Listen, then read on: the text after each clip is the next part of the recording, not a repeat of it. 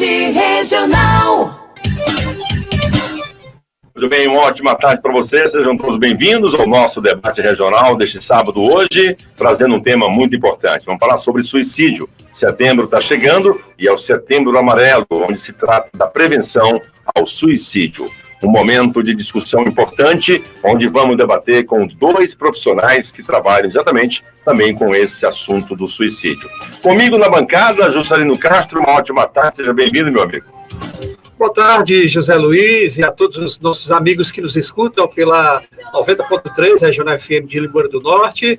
E estarmos aqui em mais um sábado, trazendo mais um debate, e com certeza vai ser muito bom e muito produtivo na tarde de hoje. Muito bem, nossos convidados desta tarde de hoje, eu quero aqui agradecer de antemão da disponibilidade e da gentileza de estarem aceitando o nosso convite. Doutora Camila e também doutor Maximiliano, psiquiatra e psicóloga, que vão nos ajudar a entender um pouco e discutir esse assunto. Vamos chamar aqui o nosso boa tarde dos convidados. Muito prazer, doutora Camila, muito obrigado por ter aceitado o convite. Seja bem-vinda à nossa Regional FM. Boa tarde a todos, boa tarde a todos.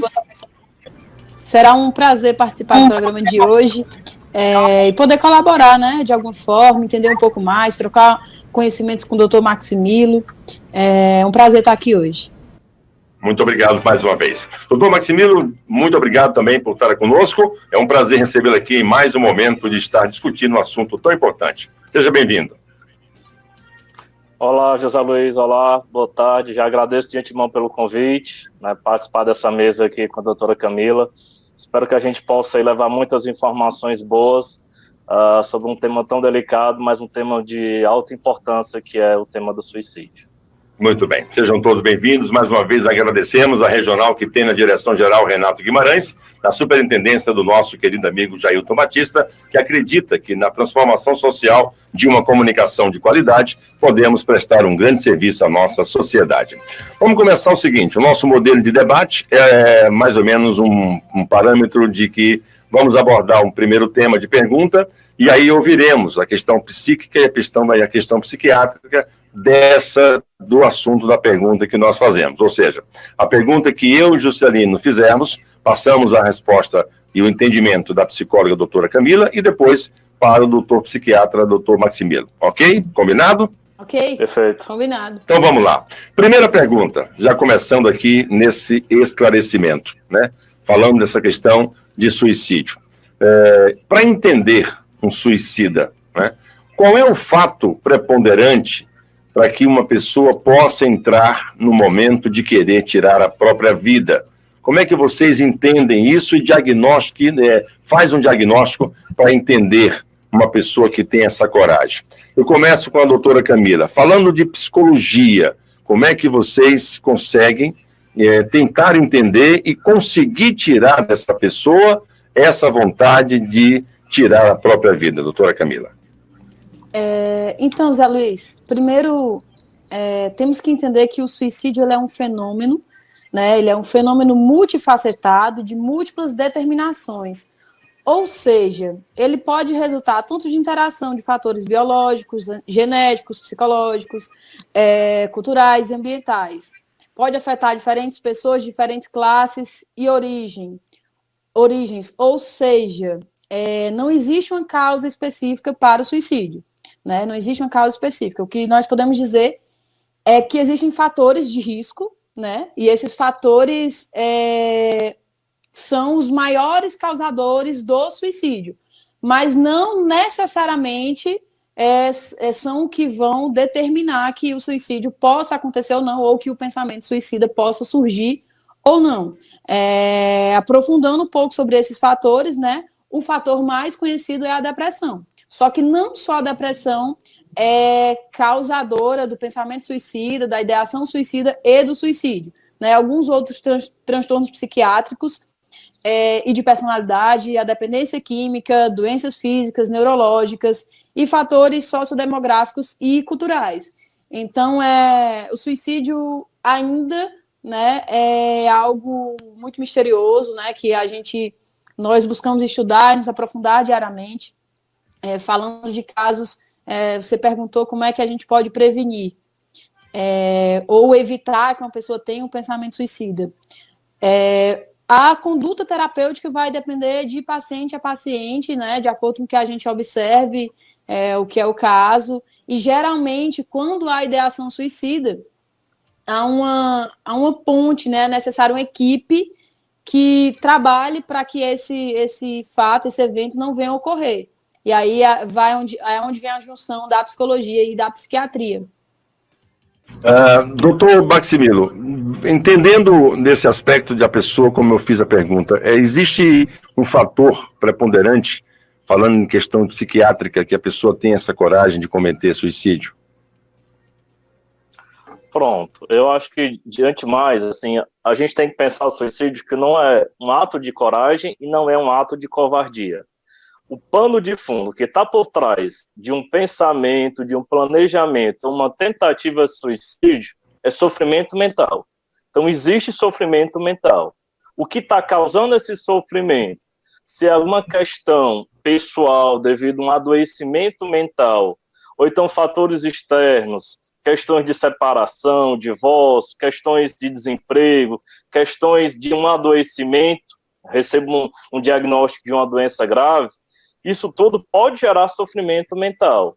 Então, a gente entende que o suicídio, praticamente 100% de todos os suicídios, de todas as pessoas que podem cometer um ato suicida, eles podem ser evitados, eles podem ser prevenidos.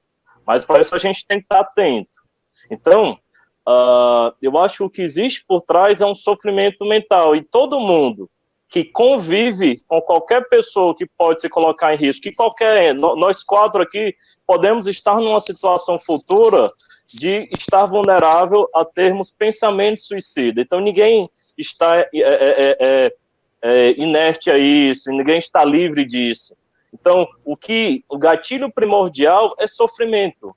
E se esse sofrimento existe uma depressão, um transtorno bipolar, um quadro de drogas, aí a gente vai, quanto profissional da saúde, investigando e tentando entender. Mas o próprio familiar, os amigos, as pessoas que convivem vão perceber que aquela pessoa não está bem e que existe possivelmente um quadro de sofrimento por trás. E a partir dessa ideia, dessa percepção do sofrimento mental, é que a gente sempre tem que investigar pensamentos suicidas. Muito bem. Juscelino Castro, sua pergunta e a rodada de respostas, por favor. Muito bem, eu vou trazer aqui algumas informações e dentro dessas informações fazer aqui a minha pergunta. Múltiplos motivos, né? Se sabe que diversas situações, motivos e ações podem levar o indivíduo a um suicídio. Nós estamos vivendo um momento de isolamento social, né? Isolamento social imposto pela pandemia também pode ter potencializado o sofrimento psíquico. E a gente percebe que realmente o incremento muito significativo, por exemplo, de consumo de álcool, o aumento da solidão, principalmente entre grupos mais vulneráveis, como idosos e pessoas com deficiência. A questão do luto também incidiu de uma forma muito crítica por causa das mortes por Covid, ou seja, um turbilhão de informações de pessoas que estão realmente em seus lares, muitas vezes presas, apesar de etapas, como estamos vivendo no estado do Ceará, de liberações, mas muita gente ainda, principalmente os idosos ou do grupo de risco, encontram-se isoladas. Essa mudança brusca e negativa, ou mesmo a depressão, que alguém já tem uma predisposição à depressão, pode provocar uma atitude suicida também nesse período de, vamos qualificar aqui, de tanta loucura, de tanto isolamento e novo para todo mundo. Eu gostaria que a doutora Camila respondesse posteriormente o doutor Maximilo.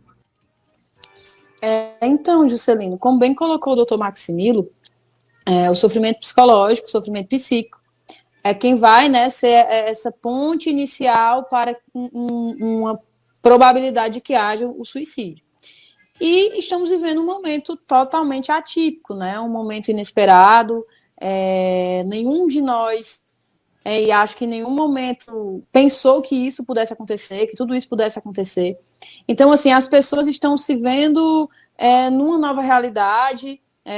Já estamos, acho que começou tudo em março, né, aqui no Brasil. Então, já estamos há, acho que 4, 5 meses. 4 meses. 4 meses. Praticamente 6 meses, né? Porque de março até agora dá quase 6 meses. Sim.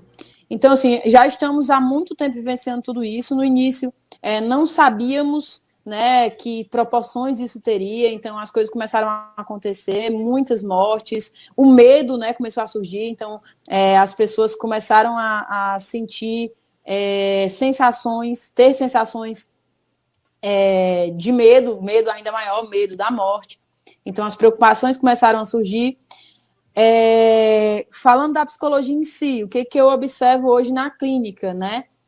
Hoje em dia, o número de pessoas que eu atendo é muito maior, né? O sofrimento psicológico aumentou muito mais. As questões sobre ansiedade, principalmente, eu sei que o assunto hoje é suicídio, mas ansiedade é um tipo de sofrimento psicológico, eu acho que o doutor Maximilo pode falar depois um pouco disso, é um dos que mais afeta as pessoas no geral.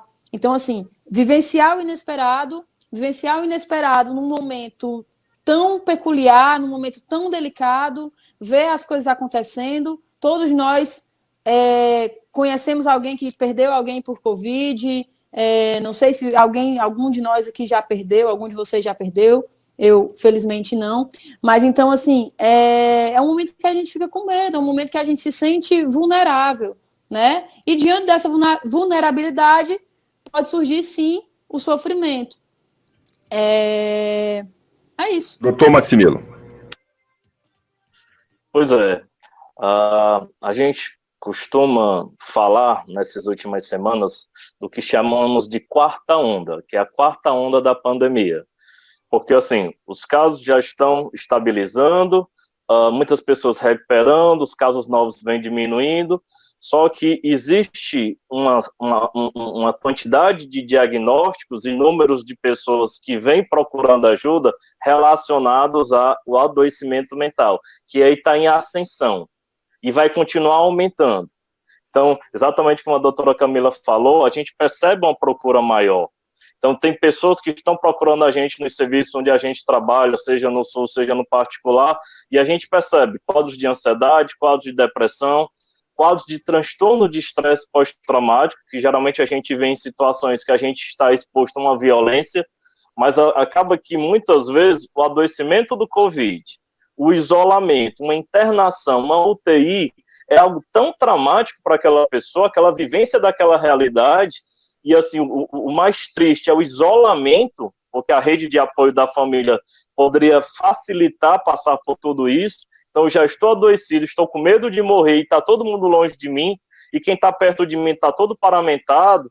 Nossa, é algo que mexe muito com todo o psicológico, né? Então, isso pode fragilizar a pessoa a desenvolver um transtorno mental, um adoecimento mental.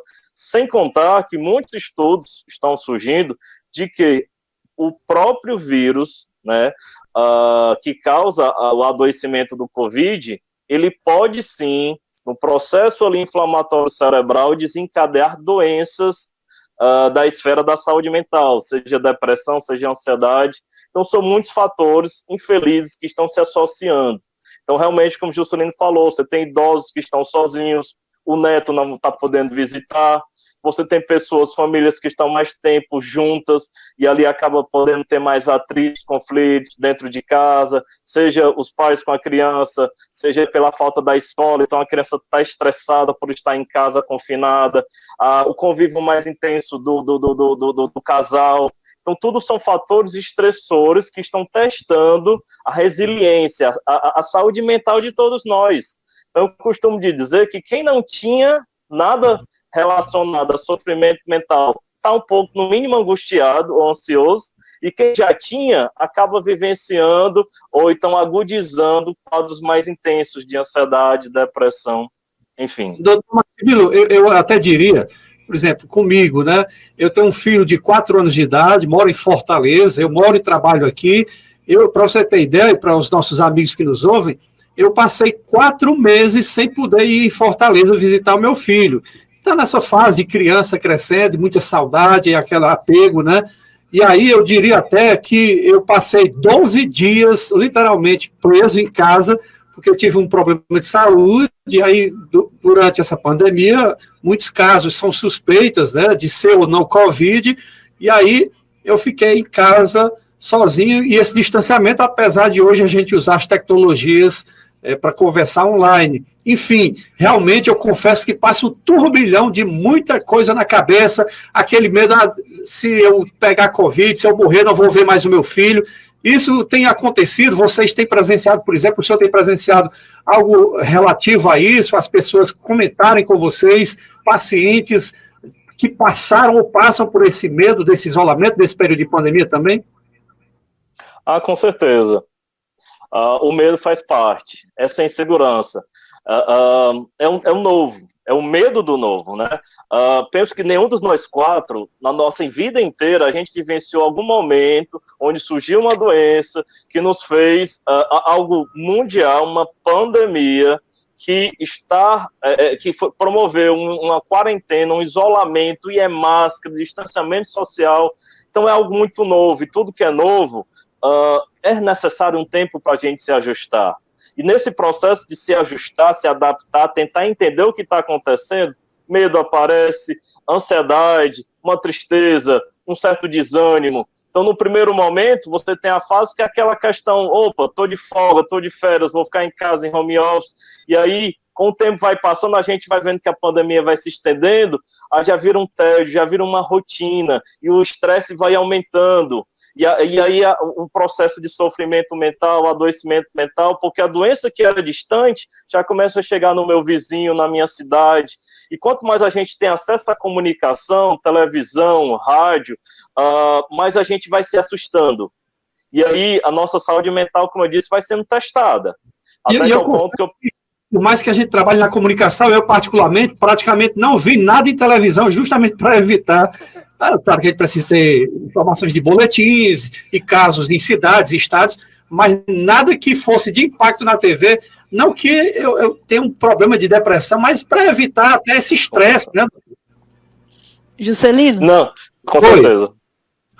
Então, como você bem colocou aí, esse acesso à informação, durante certo período, né, na nossa vivência clínica, começou-se a observar que ter acesso à informação fazia com que as pessoas desenvolvessem ainda mais um medo, uma ansiedade, sintomáticas até da própria doença, né, do próprio Covid. Eu costumo até brincar com os meus pacientes, assim, em momentos de descontração, quem não pegou Covid pelo menos umas 3 vezes durante esse período, né, mentalmente pensando. Então, assim, na minha abordagem terapêutica, eu costumo passar atividades. Uma das atividades que eu mais prescrevia era não ter acesso à televisão, não ficar procurando números, muito embora a informação seja muito importante, em alguns casos, como você que é um comunicador, realmente precisa ter um acesso à informação, nós profissionais de saúde precisamos ter para entender todo o processo, mas algumas pessoas não necessitam ter essa informação tão minuciosa, né, como se está sendo passado na internet, na televisão. O almoço, no jantar, não precisa, né? O tempo todo, né? É o plantão o tempo todo. Então, assim, foi prescrito, né? Uma das prescrições era que as pessoas evitassem, né? Assistir televisão, escutar um rádio, ver notícias que traziam, ver programas que traziam notícias sobre o Covid. Eu queria entrar aqui num tema que eu acho que está muito relacionado a essa questão de que vocês percebem o psíquico e a personalidade de cada paciente que é tratado dentro das terapias e das suas consultas. Eu vou falar de transtorno de personalidade. Essas pessoas têm mais facilidade para desenvolver esse aspecto de pensar em se eliminar porque não se entende, tem esse transtorno de um dia está bem, outro dia está mal, outro dia não sabe como está.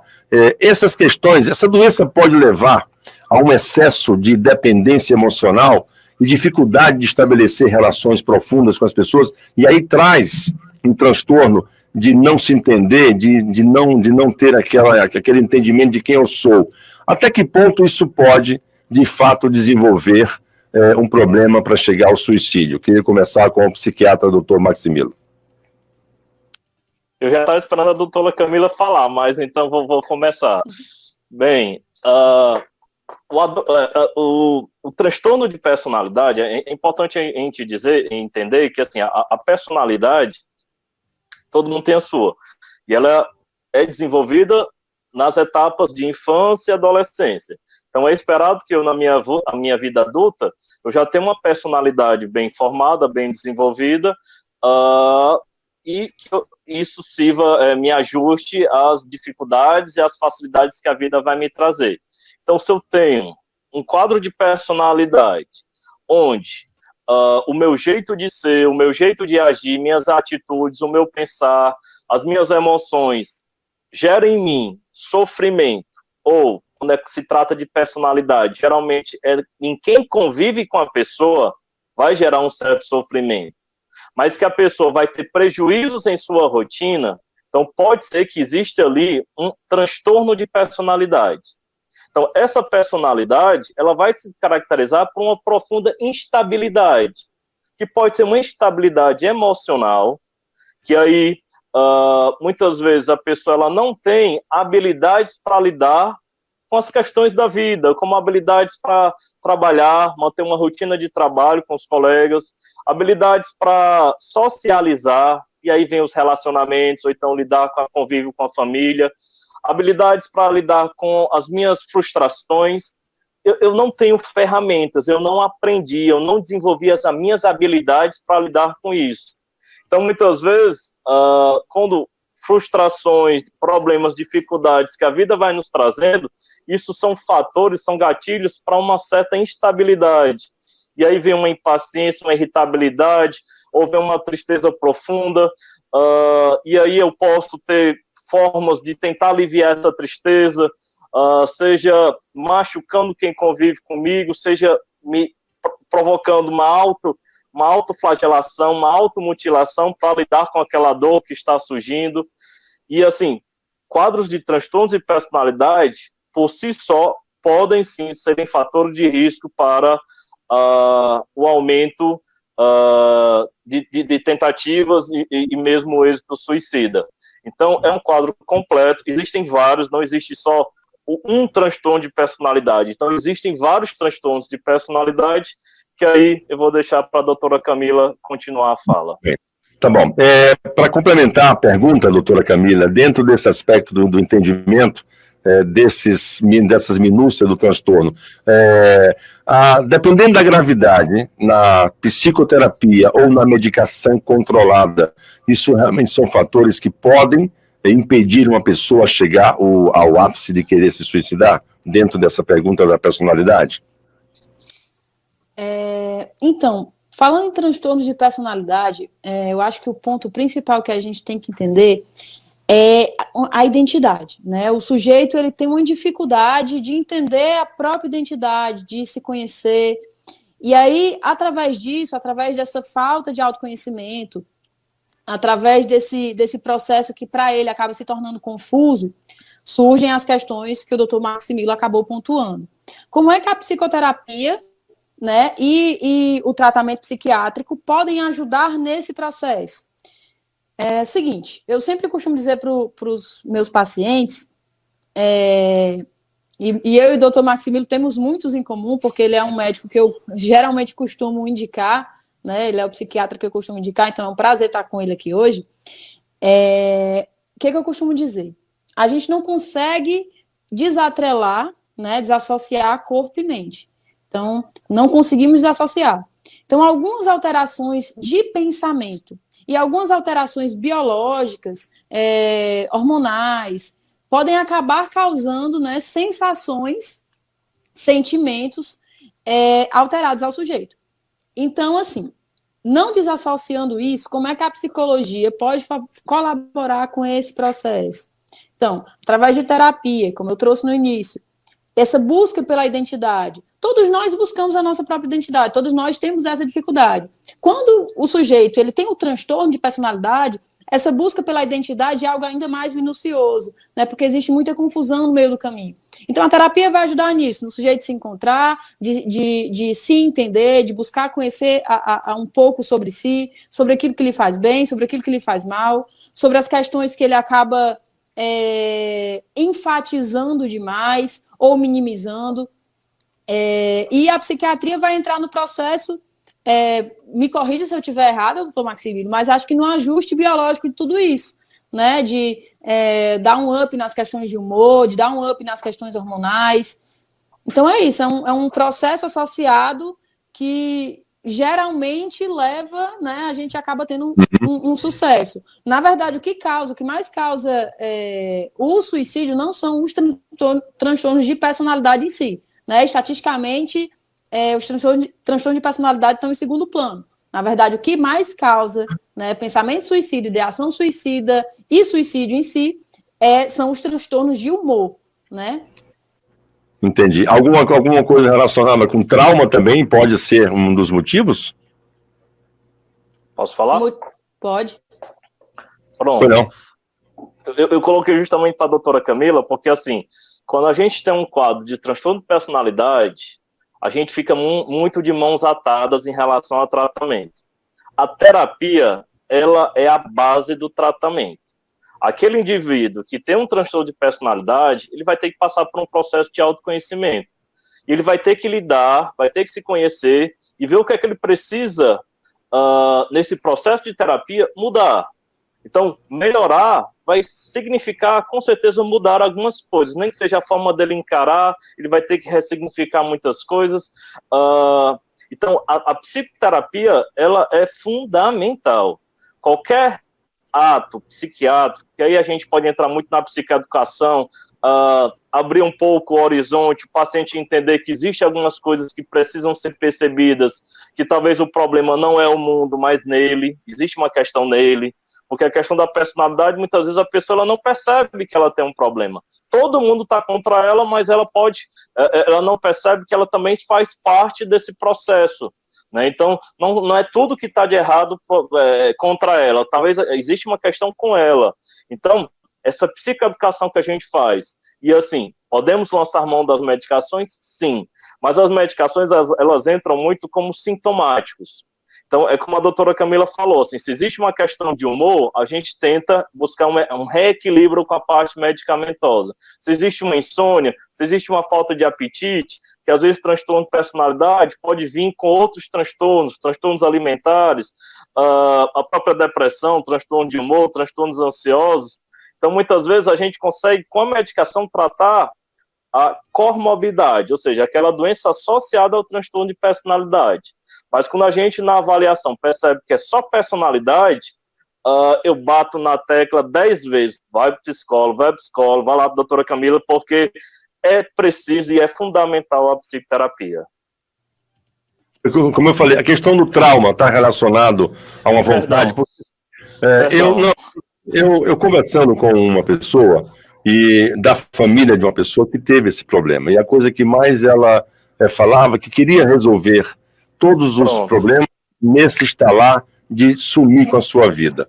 E aí questões traumáticas por conta de decepções amorosas, decepção de não ter uma relação de fato com os pais ou com algum irmão.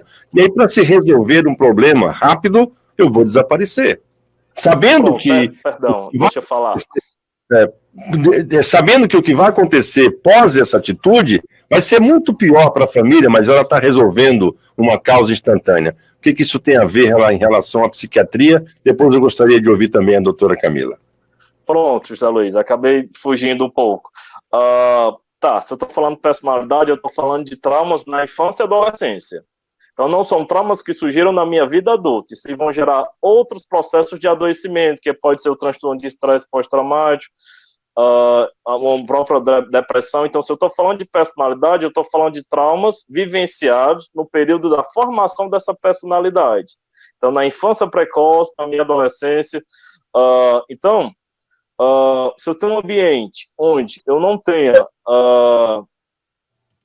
uma segurança nesse processo de desenvolvimento da minha infância saudável, relação de apego saudável, ou seja, a presença de um pai, de mãe, que muitas vezes eles podem estar ausentes, mas eu tenho uma figura parental que pode assumir esse papel, que pode ser uma avó, pode ser uma tia. Então, a ausência de uma figura parental, modelo, pode sim ser um fator traumático que gera um processo de um transtorno de personalidade.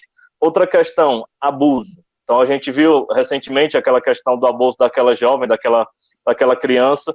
E o abuso sexual, ele é fator de risco extremo para o desenvolvimento de transtorno de personalidade, principalmente uma conhecida como transtorno de personalidade borderline. Então, sim, o trauma pode, se o trauma acontecendo e não havendo um manejo, um cuidado daquele jovem, daquela criança, isso pode evoluir para um transtorno de personalidade no futuro. Doutora Camila. Então, doutor Maximiliano acabou falando sobre a borderline, né? Temos a borderline e a bipolaridade, né, como transtornos de personalidade mais conhecidos. Bom, a minha linha de pensamento vai de encontro a algo que eu penso que não existe algo específico que possa causar aquilo. Acredito numa junção de fatores, né? Às vezes, alguns pacientes me questionam: Camila, você acha que foi por conta disso que eu desenvolvi isso? Obviamente que fatores traumáticos vão ser totalmente relevantes nesse processo, mas eu acredito numa junção de tudo isso, né? Num gatilho, né? Um gatilho. O que é o gatilho? É algo que acaba, digamos, sendo a motivação maior, mas há outras questões que podem envolver esse processo. Falando em gatilho, alertar o pessoal, né, alertar as pessoas, os ouvintes, que hoje, provavelmente, né, continuando nosso papo, nós traremos alguns assuntos que possam ser gatilhos. Então, assim, tomar cuidado se você está num estado de vulnerabilidade, se não está se sentindo muito bem, se está passando por um sofrimento psíquico, e esse assunto pode ser que fortaleça isso. A orientação é que, apesar da informação ser importante, não encare de frente os seus gatilhos. Entendido. Juscelino Castro. Eu vou fazer aqui, eu gosto muito de dados, né, de trazer informações. O estado do Ceará, por exemplo, registra mais de um suicídio a cada 24 horas em 2020, e isso são dados da Secretaria Estadual de Saúde, né, dados da CESA, mostra, por exemplo, que jovens e pessoas do gênero masculino são as vítimas mais frequentes. Auxílio profissional é fundamental para essa prevenção.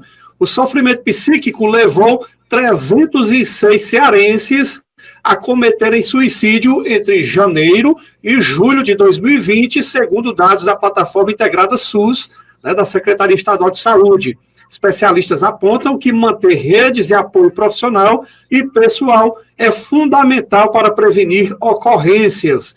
Neste ano, o número de ocorrências diminuiu, se comparado ao mesmo período de 2019, que somou 348.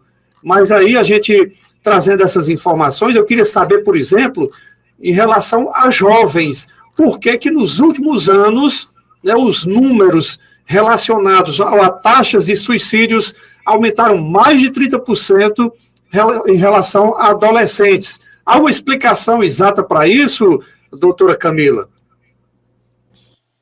Então, Juscelino,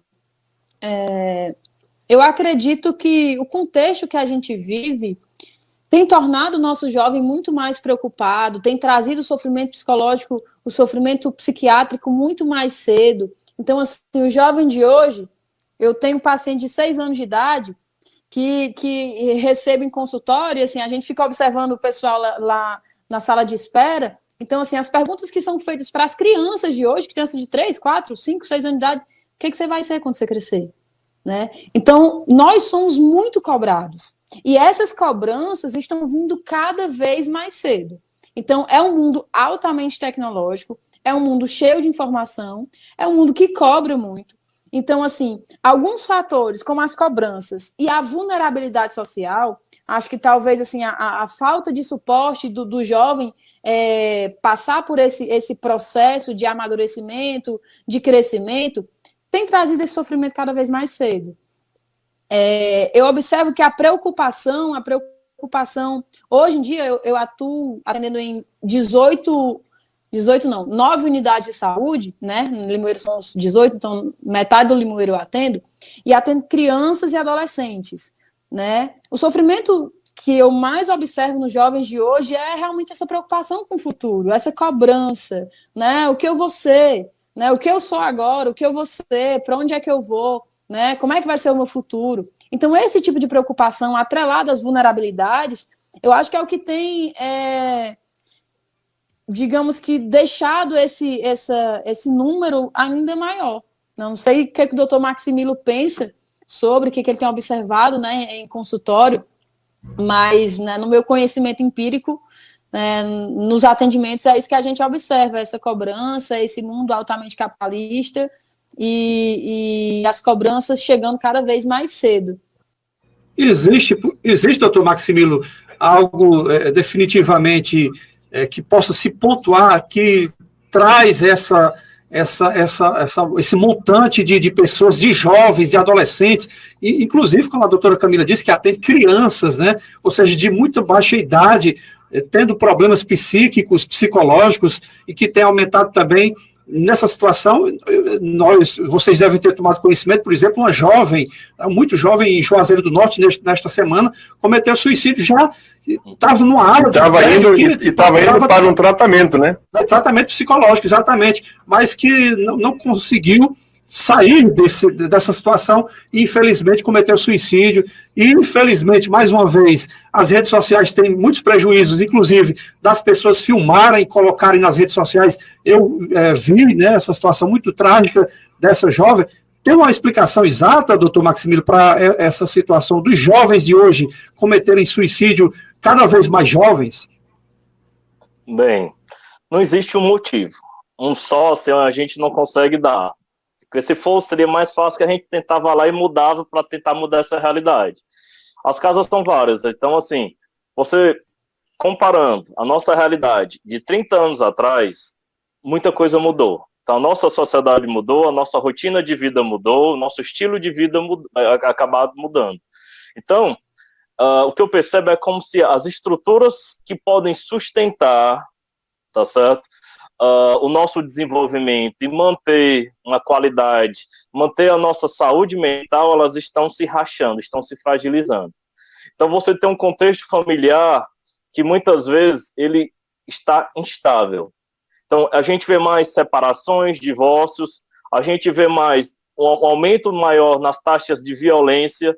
Então, muitos jovens sendo assassinados. Então, eu acabo tendo uma mãe viúva, jovem, tendo que cuidar sozinha de 1, 2 ou 3 crianças.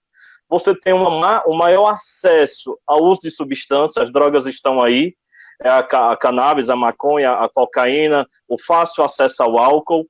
Então, o jovem, muito precocemente, já consegue iniciar e ter contato com o uso dessas substâncias, e isso vai impactar no desenvolvimento da tua saúde mental, desenvolvimento cerebral. Você tem, muitas vezes, a questão da mídia. A internet é algo muito novo. Final dos anos 90, 2000 para cá. Então, essa geração agora, até 30 anos, ela nasceu junto com a internet. Então, precocemente, as crianças, 1 ano, 2 anos, já têm um celular na mão. E aí, acaba sendo influenciado intensamente por tudo que ele está vendo ali nas mídias. E aí, muitas vezes, são criados modelos, são feitos toda uma idealização do que é o ideal, do que é estar bem, do que é felicidade. Então, isso impacta precocemente, e o problema é que isso vai acompanhar todo o desenvolvimento da criança. Então, muitas vezes a gente bate na tecla, mãe, pai, não entregue o celular tão precocemente para a criança. Então, a Sociedade Americana de Pediatria recomenda que crianças menores de 2 anos não tenham acesso a mídias eletrônicas, celular. E assim, a partir de 2 anos é um uso controlado com os pais do lado. Então, a gente tem que estar atento a isso. Muitas vezes a gente não está percebendo, mas o mal está em casa, né? O mal está na mão das crianças. Então, tudo isso vai agir no sentido de fragilizar a saúde mental desse futuro jovem, adolescente, adulto jovem, colocando em risco para um pensamento, planejamento ou mesmo uma tentativa suicida.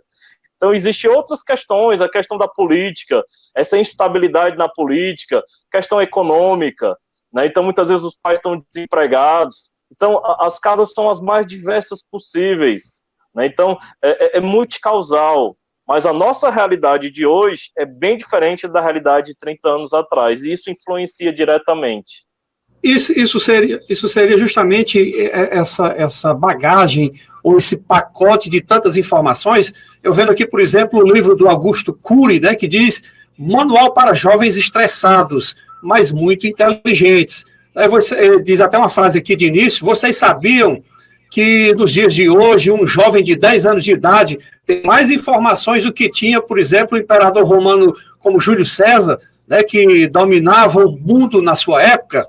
Que um jovem de 15 anos, qual jovem de 15 anos tem mais informações do que tinha Platão e Aristóteles, né, e que influenciaram aí a história com suas ideias?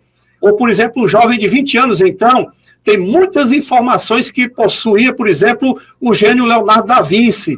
Você deve concordar comigo ou não, né? É muita coisa para uma cabeça só. E aí ele diz aqui, por exemplo, nessa parte do livro, ele explica que na era das redes sociais, dos jogos de videogame, né, da TV a cabo, que se misturam com cinema, jornais, estudos, são tantas informações e que é muito difícil não saturar, por exemplo, o cérebro desse jovem. É mais ou menos por esse caminho, doutor Maximiliano e doutora Camila? Sim, Juscelino. Com certeza, né? Informação é um mundo novo, é um mundo complexo, em que o sujeito ele quer se encaixar de alguma forma, né? Então, assim, eu vejo casos de, por exemplo, adolescentes que veem uma vida no Instagram, né, na rede social Instagram.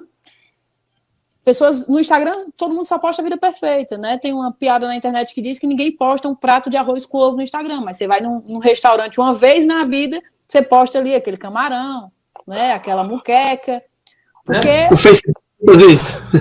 A internet vende a perfeição. E eu quero acompanhar essa perfeição para estar inclusa no mundo. Então, e aí tudo isso acaba... pode trazer esse estresse, uma depressão e tudo isso?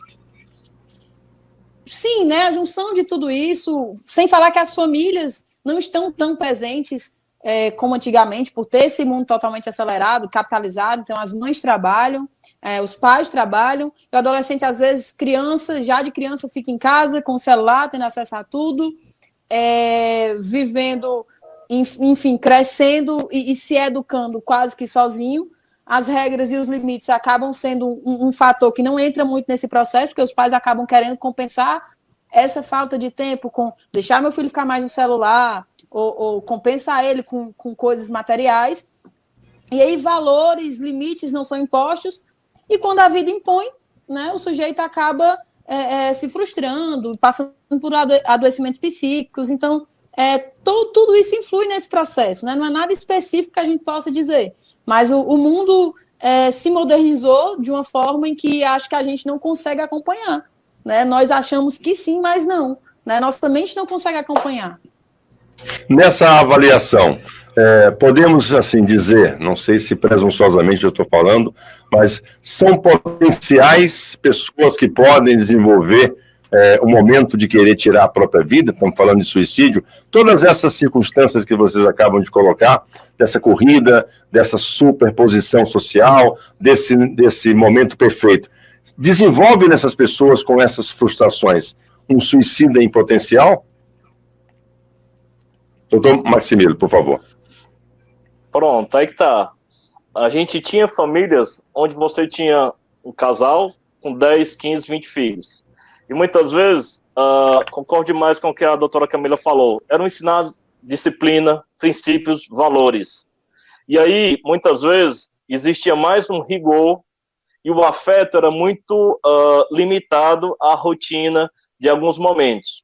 Hoje a gente tem famílias com 1, 2 filhos no máximo, e muitas vezes os pais, por trabalhar bastante, muitas vezes eles estão promovendo, em vez de ensinar valores, disciplina, princípios, uma mudança, no sentido de que eu tento agradá-la ao máximo, é um desejo meu que eu não seja submetido, eu não repita o que muitas vezes um autoritarismo que às vezes ultrapassou o limite que eu recebi dos meus pais. Então eu amo excessivamente, esquecendo muitas vezes de ensinar e saindo do meu papel de pai e mãe, e aí tentando ser um amigo do meu filho, sendo um colega, e aí eu vou tirando todas as barreiras que vão surgindo na vida dele. eu não permito a ele a se frustrar, a lidar com o não, a lidar com uma perda, a lidar com uma dor. Então, tudo que eu consigo, eu vou trabalhar, vou comprar e vou dar. Isso vai ter um impacto tremendo no desenvolvimento dessa criança. Porque, assim, enquanto essa criança ela está sob o guarda-chuva dos pais, eles vão conseguir manejar isso. Quando chegar na adolescência, que cada vez mais esse jovem vai se afastar do núcleo familiar e vai ter que lidar com a vida, ele não vai ter aprendido como lidar com as frustrações. Ele não aprendeu, ele não tem as ferramentas, ele não tem as habilidades. E a vida, ela vem com tudo. E aí vai ser uma nota baixa, vai ser um Enem que eu não vou passar, vai ser um namoro, uma pessoa que eu vou querer e não vou conseguir. E aí os amigos que muitas vezes vão agir da forma diferente como eu queria que eles pudessem agir comigo, e eu não vou saber lidar com isso. E eu posso realmente adoecer, porque toda aquela questão, aquela bagagem boa que eu podia ter recebido na infância, eu não aprendi. Então, esse adolescente, esse adulto, ele estará muito mais vulnerável a adoecer, e por que não dizer um aumento do risco suicídio. Então, Zé Luiz, acrescentando, sobre potencial suicida, eu acho que todos nós temos, né? Todos nós estamos inclusos nesse mundo, nenhum de nós está imune. E aí, sabendo disso, né, eu quero entrar num ponto muito importante. O suicídio, ele pode ser prevenido, né? E todos nós temos que entender que alguém que está ao nosso redor, ou nós mesmos, temos esse potencial de cometer suicídio, ou de pensar, de planejar em algum momento da vida. Então, isso, né, rodas como essa que nós estamos fazendo agora, momentos, e até a criação do próprio Setembro Amarelo é para alertar que a gente tem que estar atento, porque todos nós temos esse potencial, porque o sofrimento psíquico acontece comigo, com você, com seu vizinho, com todo mundo, né? A forma de lidar com esse sofrimento é o que acaba, talvez, potencializando a possibilidade de que haja um pensamento, ideação ou que o suicídio ocorra. Né, mas todos nós temos que estar atentos, porque pensando em prevenção ao suicídio, né, nós estando atentos, né, aos sinais, que eu acho que depois a gente vai falar um pouco mais sobre isso, certamente. É possível prevenir, né? Então é possível prevenir. Então vamos tirar da caixinha de que fulano cresceu com pai e mãe, tá? Não tem motivo para sofrer, que é o que a gente mais ouve. Fulano teve uma vida perfeita, não tem motivo para sofrer. Isso que ele está falando, é frescura. Eu acho que fulano não tem motivo para estar pensando isso, porque a vida de fulano é muito perfeita. Então, vamos tirar da caixinha tudo isso, vamos jogar tudo isso fora e pensar. Todos nós temos potencial suicida, sim, porque todos nós temos nossas questões. E o que é questão para mim pode não ser para você, mas é uma questão. E se me angustia, pode sim me levar a um momento de não suportar mais isso, né? Que o suicídio eu definiria como isso, não válvula de escape, não, mas é não suportar mais essa dor e querer sair dessa dor de alguma forma. Então Entendi. É isso. Bom, estamos conversando no nosso debate regional, convidado o doutor Maximiliano e a doutora Camila, tratando de um tema muito importante chamado suicídio. Nós podemos até evitar que as pessoas cometam isso. Vamos entrar numa seara agora, e eu que gostaria de dar início, Juscelino Castro, se você me permite, é o seguinte: nós falamos em sintomas, falamos em potenciais. Existe uma maneira, né, de nós identificarmos, mesmo da família, porque quando nós da família percebemos algo de estranho nesse comportamento, a primeira coisa que nós tentamos levar essa pessoa é para um tratamento psíquico e que ele possa, né, tentar esquecer essa vontade de tirar a própria vida. A pergunta é clara e direta. Existem sinais que podem ser identificados em um suicídio em potencial? Eu começaria com, psicologicamente, a pessoa, doutora Camila, por favor. Existem sim, né? Existem sim, Zé Luiz, e esses sinais são super importantes, porque às vezes eles são negligenciados, né? Então a gente tem que estar sempre com aquele botãozinho do alerta, com o ouvido ligado. Não é só psicólogo, não é só psiquiatra que ajuda a prevenir o suicídio. Na verdade, quando os pacientes chegam a gente, ou já passaram, né, por uma tentativa, né, porque geralmente as pessoas acabam desconsiderando o sofrimento e buscando aquilo realmente só no caso extremo, ou já estão muito perto de passar. Então, assim, é papel da rede de apoio.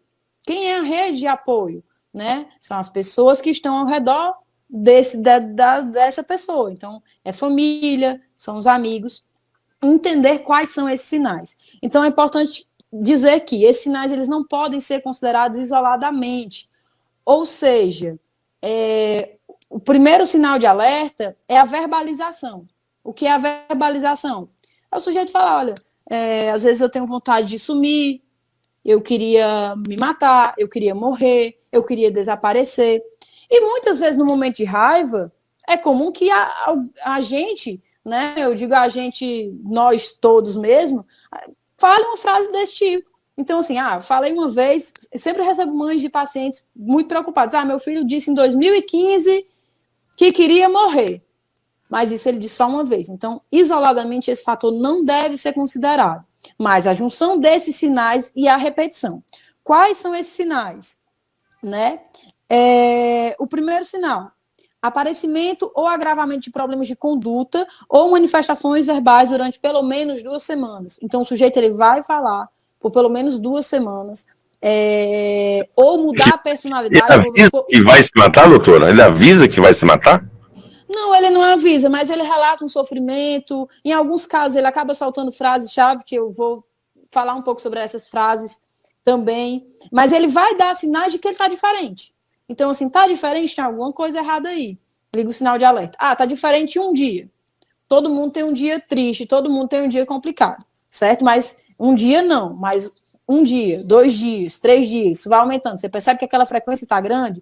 Chegou a pelo menos 2 semanas, então já é um sinal de alerta que você deve, sim, observar.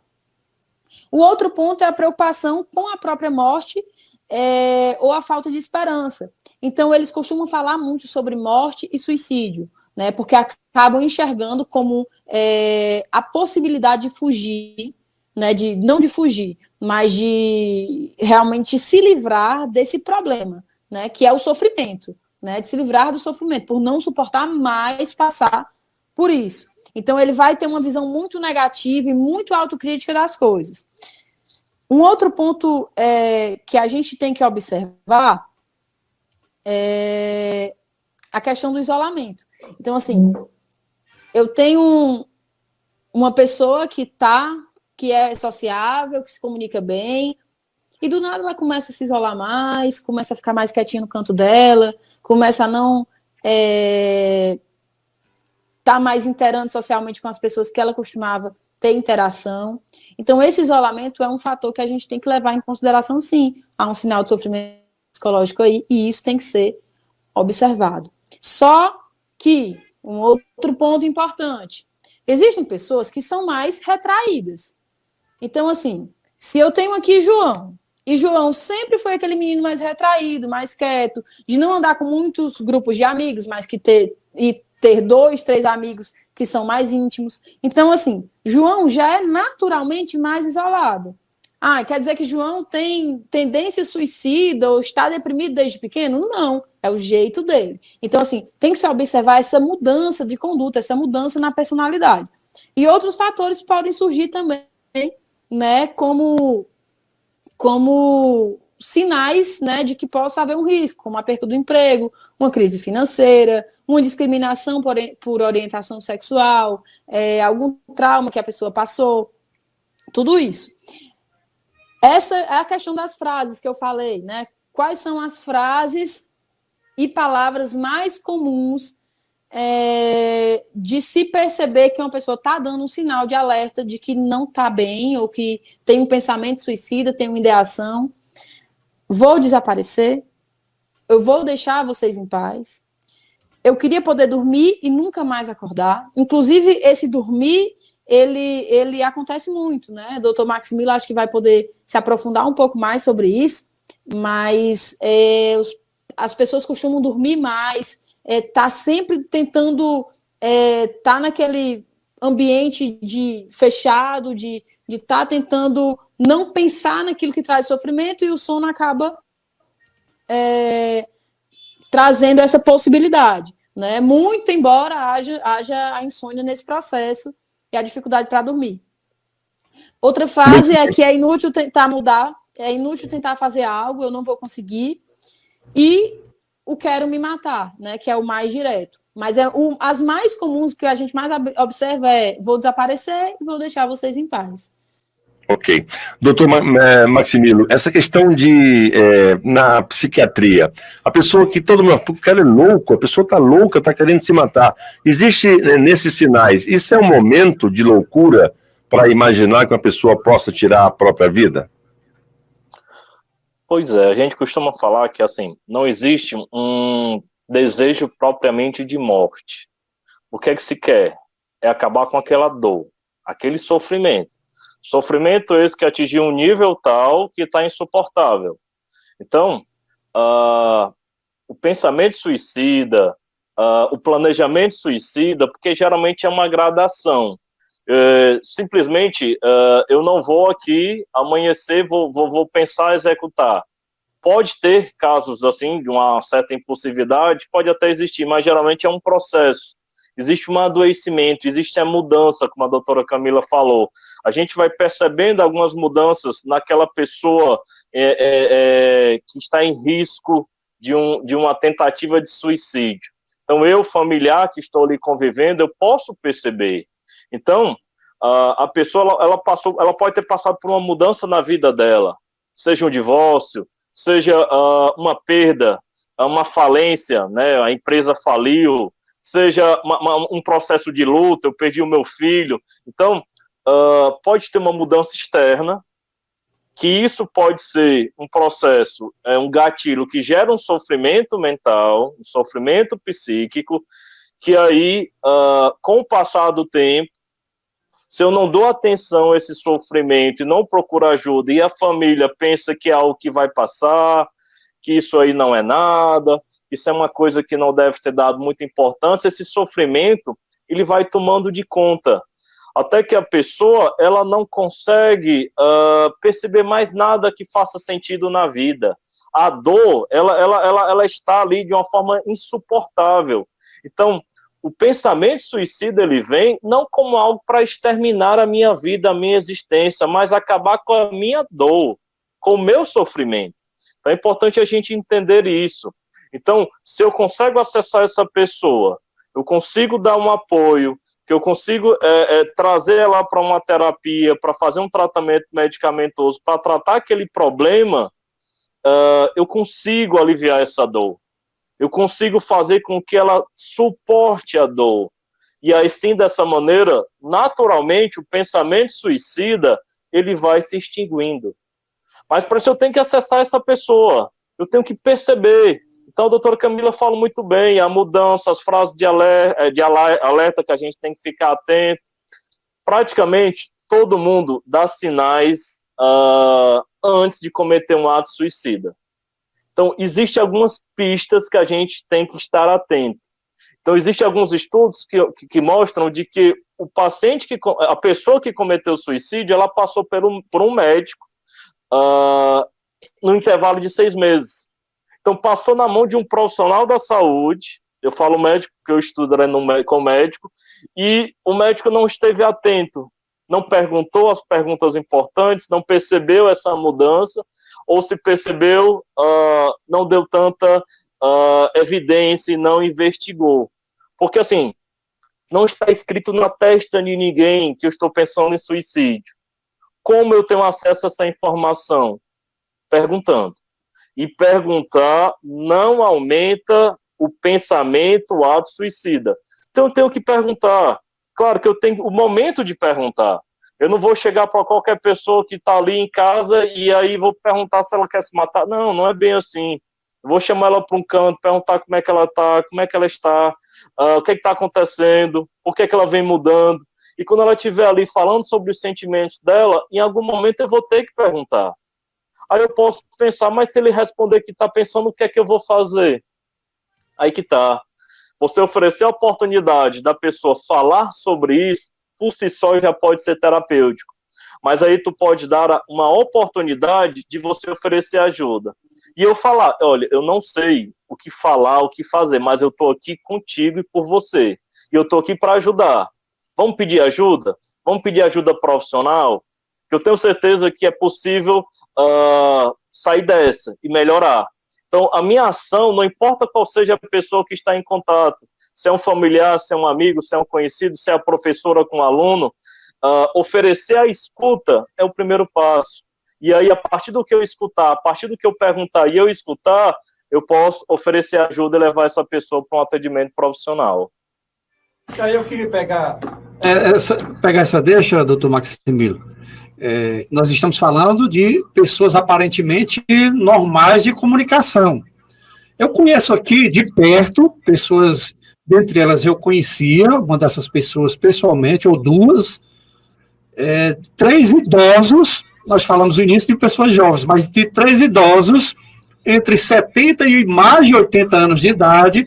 Dentre essas pessoas, uma praticamente prostrada, depois de sofrer o que se chama de trombose ou um AVC, e ficou impossibilitada da fala, que ninguém jamais sonhava, esperava, imaginava que essa pessoa cometesse o suicídio, e suicidou-se, sabe-se lá como, porque ele já estava prostrado, e suicidou-se, comprovadamente, cometeram suicídio, né? Infelizmente, dentro dessa faixa de 70 a 80 anos.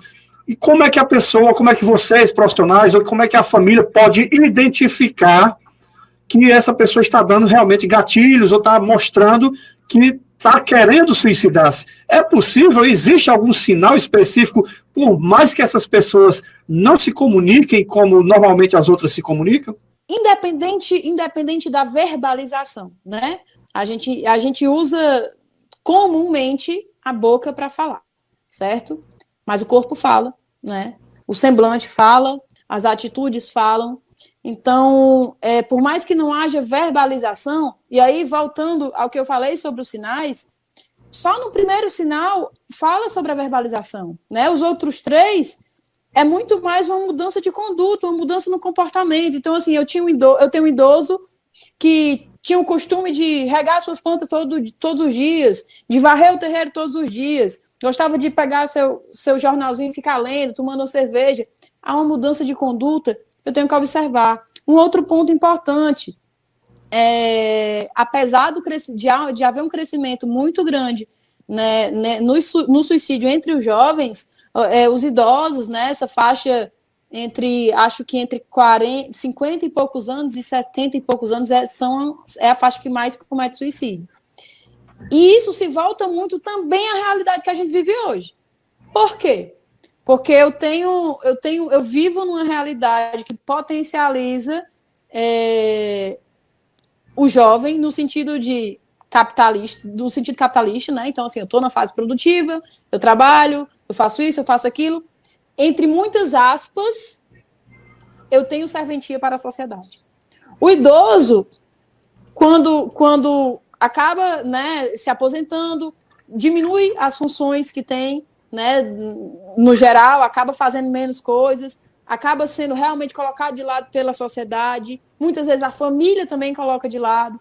Então, assim, continua sendo uma pessoa e uma pessoa com muito mais experiência e com muito mais vivências do que nós que estamos aqui, né? Porque nenhum de nós aqui é idoso. Então, assim, o idoso, ele chega com essa carga de vida, ele chega com essa carga de experiência, aos 60, 70 anos de idade, e se vê, né, sendo colocado como alguém, talvez, inútil, sendo que não é, se vê sendo colocado como alguém que já não tem mais uma serventia para a sociedade, sendo que não é, porque as pessoas acabam negligenciando mesmo nesse processo de colocar de lado, entende? Então, assim, e há uma alteração, né? Ele foi jovem há um tempo desse, assim, se a gente parar para pensar, o tempo passa muito rápido. Então, um dia desse, eu tinha 15 anos, vocês um dia desse também tinham 15 anos, então tudo passa muito rápido, e às vezes a gente não consegue acompanhar esse processo. Então, o cara trabalha a vida toda, rala a vida toda, cria os filhos, educa uma família, se aposenta e acaba tendo uma rotina que é muito estável, parada, diferente daquela que ele tinha antes. Então, assim, além de haver essa mudança de rotina, há uma mudança de postura da sociedade para olhar para o idoso. Olha, se você parar para pensar, quando morre alguém jovem, há uma comoção. Quando morre alguém idoso, não há. Ela Às vezes chama as causas são as mesmas. vida, né? Já estava no momento, já viveu muito, tem outra percepção. Exatamente. Exatamente. Então, assim, é uma vida do mesmo jeito. É uma pessoa do mesmo jeito. Tem mais experiências, tem mais vivências, tem mais história. Mas a sociedade acaba tornando, digamos que mais irrelevante a morte de um idoso. Entende? Então, assim, eu acho que a forma como a nossa sociedade, no geral, olha para isso, olha para essas pessoas, olha para esse grupo, como esse grupo acaba sendo colocado de lado por não estar hoje no potencial de produção, e eles acabam não acompanhando esse processo. Então, voltando à pergunta, a verbalização é apenas uma forma de comunicação, né? O corpo vai falar, as atitudes vão falar, e hoje na psicologia a gente tem várias formas, não só na psicologia, mas assim, de se comunicar com quem não verbaliza. Então, eu atendi idosos em hospital que não verbalizavam, não falavam e não mexiam. Mas a gente fazia um contato visual, utilizava instrumentos criados, né, para que pudéssemos ter um certo tipo de comunicação. Então, assim, atendia idosos que não eram nem alfabetizados, nem falavam, nem conseguiam se mexer. Às vezes conseguia mexer uma mão. E, às vezes o mexer uma mão é chegar perto do idoso, às vezes acamar e dizer: como é que você está sentindo hoje? Está sentindo bem? Aperta minha mão uma vez. Está sentindo mal? Aperta minha mão 2 vezes. As pessoas não param, as pessoas não olham, as pessoas não observam. Às vezes você olhar nos olhos de uma pessoa, você consegue observar que ela não está bem, que ela não está se sentindo tranquila, que ela não está se sentindo confortável. Então é isso, acho que acabei falando foi muito, né? Então é importante, por isso que é mais importante ainda, doutor Maximilo, os familiares observarem o máximo possível, por exemplo, pessoas de faixa de idade avançada, de 70, 80 anos, como a gente qualificou aqui. Muito importante. Então, essa faixa etária, ela é uma faixa etária de risco, por tudo isso que a doutora Camila apresentou. Então, se associa também a uma maior carga de doenças crônicas, né? Então, você tem um quadro de hipertensão, diabetes, você tem um risco maior para doenças tromboembólicas, seja o AVC, como foi o exemplo aí, seja a questão de infarto, doenças essas que podem, por si só, promover um processo de sofrimento mental. E aí o idoso vai tomar 5, 6, 7, 10 comprimidos ao dia, e isso vai ser uma carga de estresse tremenda. E aí, muitas vezes, o idoso ele vai ficar mais vulnerável, vai precisar do cuidado de terceiros. Isso aí pode gerar um processo de uma relação estressora entre a família e o idoso, que aí ele pode se sentir um peso para a família, né? Então, muitas vezes, é como a família lidar com essa situação. Então, se aquela pessoa, aquele meu pai, ele a vida inteira serviu para mim, ele foi fundamental na minha criação, agora é o momento de eu retornar. Então isso aí poderia ser prazeroso para mim, e não um peso, né? Então é uma forma de eu devolver para o meu pai, para a minha mãe, todo o zelo com a minha criação, todo o esforço que foi dedicado a mim. Então, muitas vezes é como eu estou encarando, tá entendendo? A gente fala muito da sobrecarga do cuidador, mas muitas vezes pode ser que seja uma oportunidade, que eu estou convivendo ali com meu pai, minha mãe mais próximo. Ele vai estar mais vulnerável, mais fragilizado, ou não. A gente sabe que a expectativa de vida está cada vez maior, né? Então, cada vez mais a gente vai ver pessoas de 60, 70, 80, porque não 90 anos no nosso dia a dia. A grande questão é que as políticas públicas, os municípios, o Estado, o próprio governo federal, eles não estão com um olhar muito atento. Se fala muito, na minha impressão, e se age pouco para adaptar o nosso meio para acolher o idoso. Então, a gente era para ter muito mais ferramentas sociais para oferecer momentos de lazer, de descontração, de informação, de aprendizado, de ocupação para esse idoso. Mas muitas vezes a gente vê um certo descaso. Maior com esses idosos, né? Isso. Então, muitas vezes o que a gente vê existe o CRAS e o CRAS fecha. Existe a casa do idoso, por falta de investimento, fecha. Então, um caminho inverso do que era para ser. Muito bem. Estamos no debate regional falando sobre suicídio. Nossos convidados, doutora Camila, doutor Maximiliano, tratando desse assunto tão importante. Tratando do mês de setembro, né? Até uma coincidência, eu não sei se foi proposital, a doutora Camila veio com essa mensagem do lacinho da camisa amarela, que no próximo mês estaremos usando o amarelo como referência para combater o suicídio. Gostaria de mais alguma outra pergunta em relação ao que você estava abordando? Não, eu teria até uma outra pergunta, a influência justamente das mídias, né? Nós falamos de gatilhos, a doutora Camila falou a respeito disso, e as mídias sociais hoje cada vez mais têm tomado proporções gigantescas, desde a criança até mesmo o idoso que está cada vez mais interagindo nesse universo globalizado. Qual a influência, por exemplo, da mídia ou dos famosos? Por quê? Por que é que eu falo em relação à mídia? Porque um fenômeno chamado goetiano é comprovado pela ciência, onde médicos da Universidade de Viena analisaram 98 casos de suicídio de famosos e perceberam que reportagens sensacionalistas que davam glamour à morte de celebridades estimulavam o suicídio por imitação. Em 1962, por exemplo, quando a imprensa confirmou que Marilyn Monroe havia se matado, a taxa de suicídio cresceu 12% nos Estados Unidos.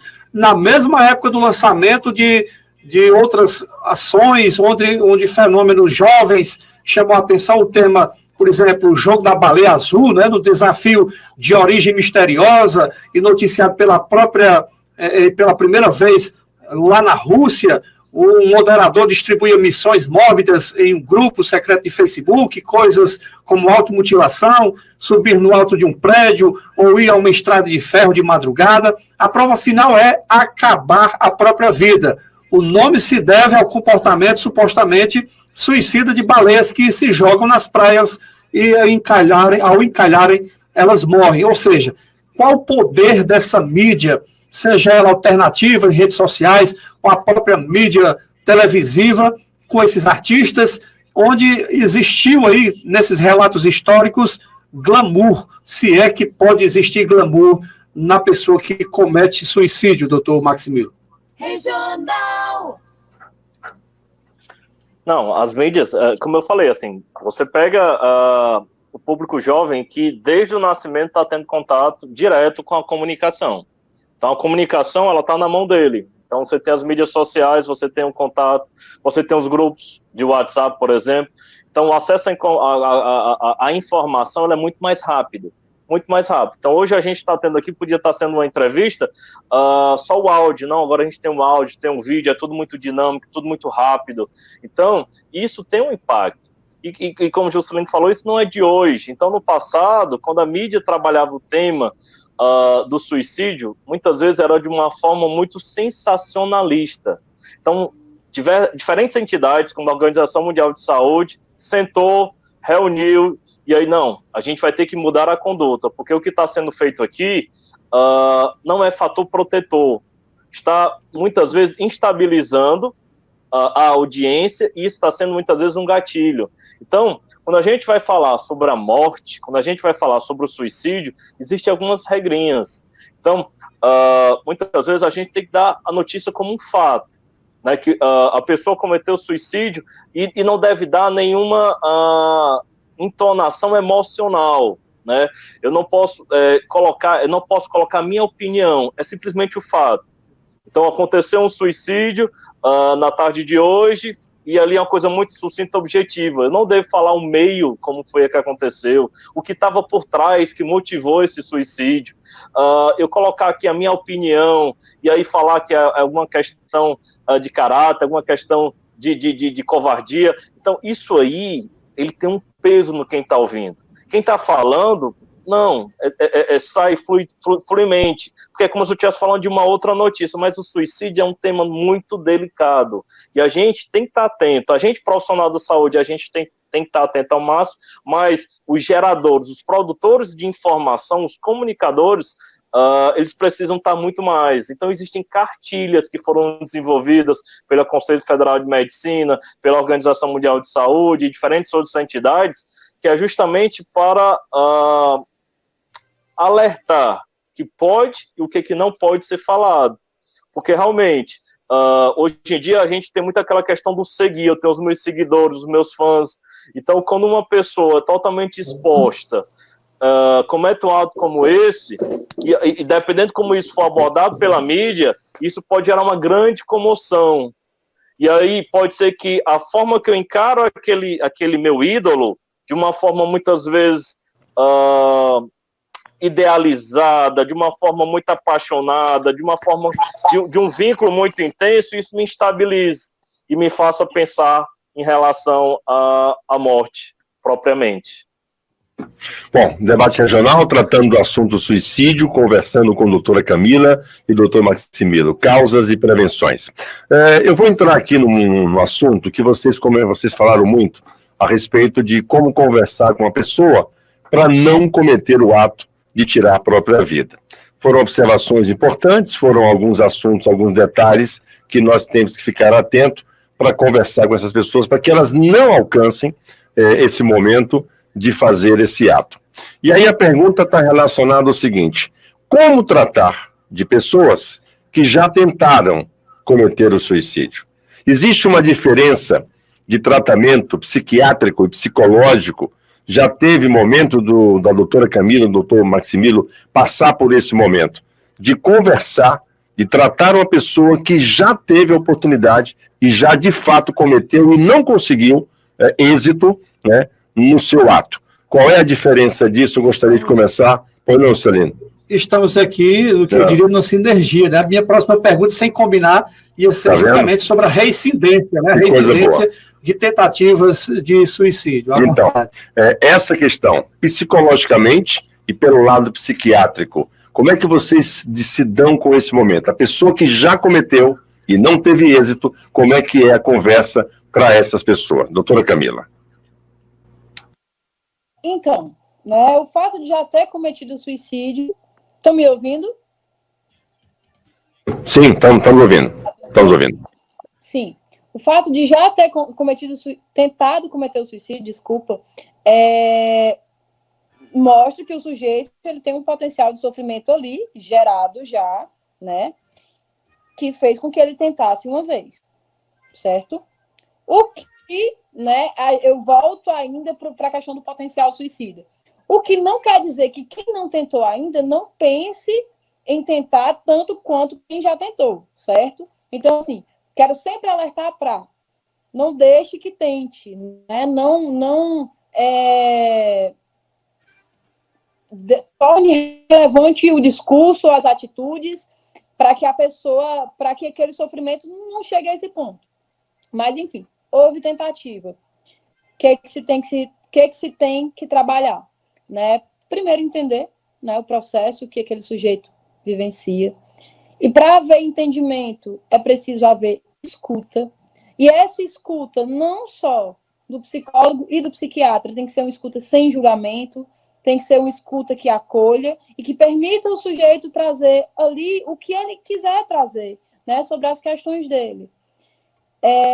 Geralmente, quando já acontece a tentativa de suicídio, né, além do sofrimento psicológico, a gente observa talvez uma onda orgânica de desproporções, a palavra não está vindo, mas de descompensações em que é necessário, né, o acompanhamento psiquiátrico.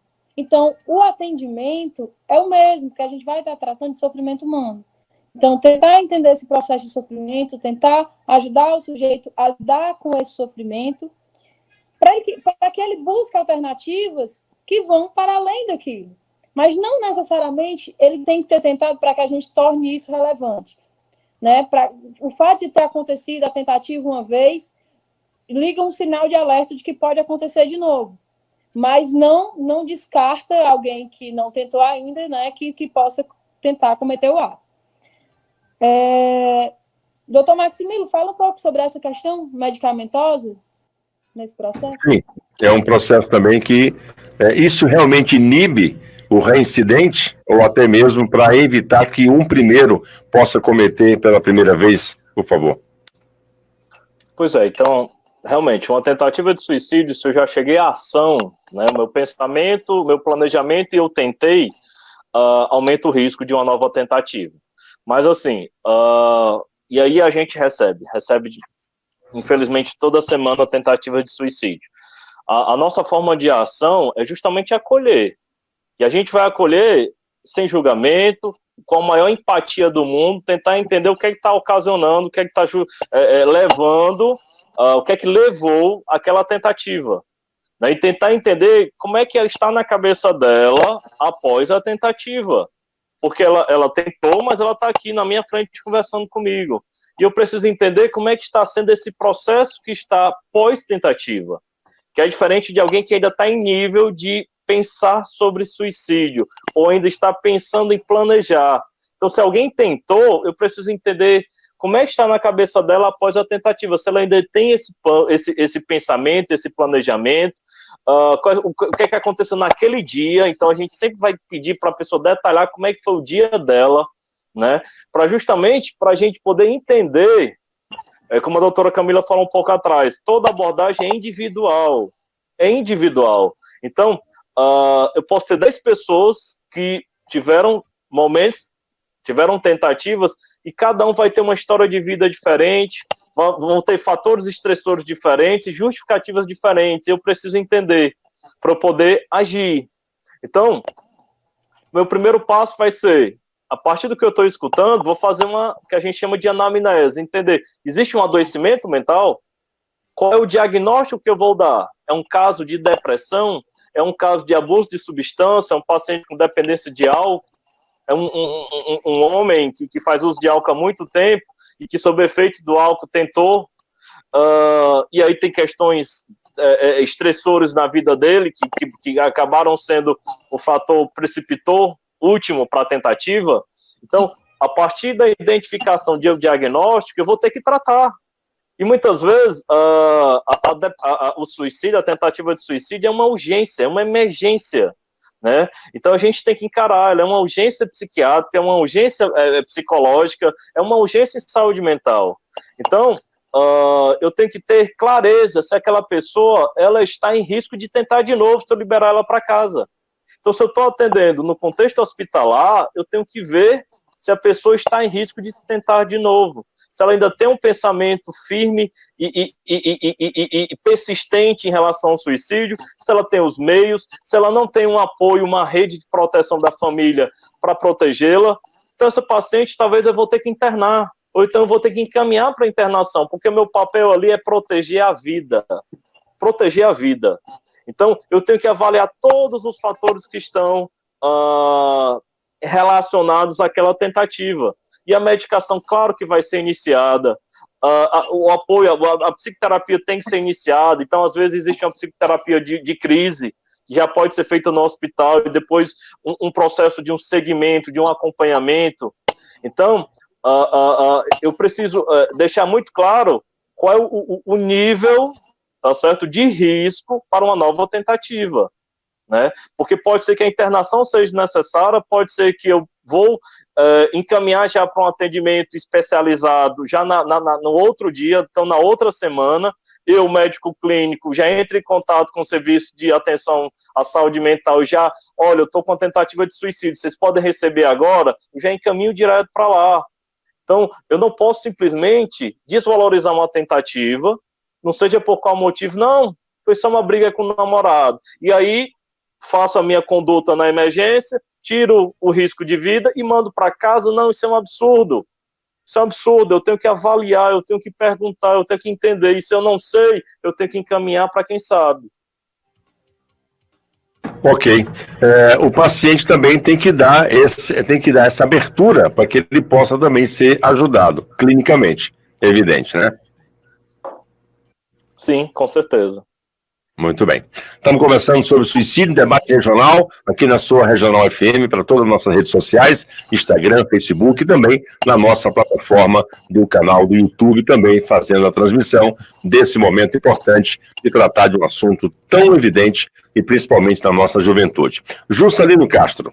Eu vou pegar ainda essa deixa, que era justamente o que eu disse anteriormente, nós estamos aqui no primeiro dia, pergunta que eu iria fazer é reincidência, né? Os casos de reincidência são comuns nas tentativas de suicídio, essa seria a pergunta. Mas aí eu vou fazer uma outra pergunta dentro desse universo.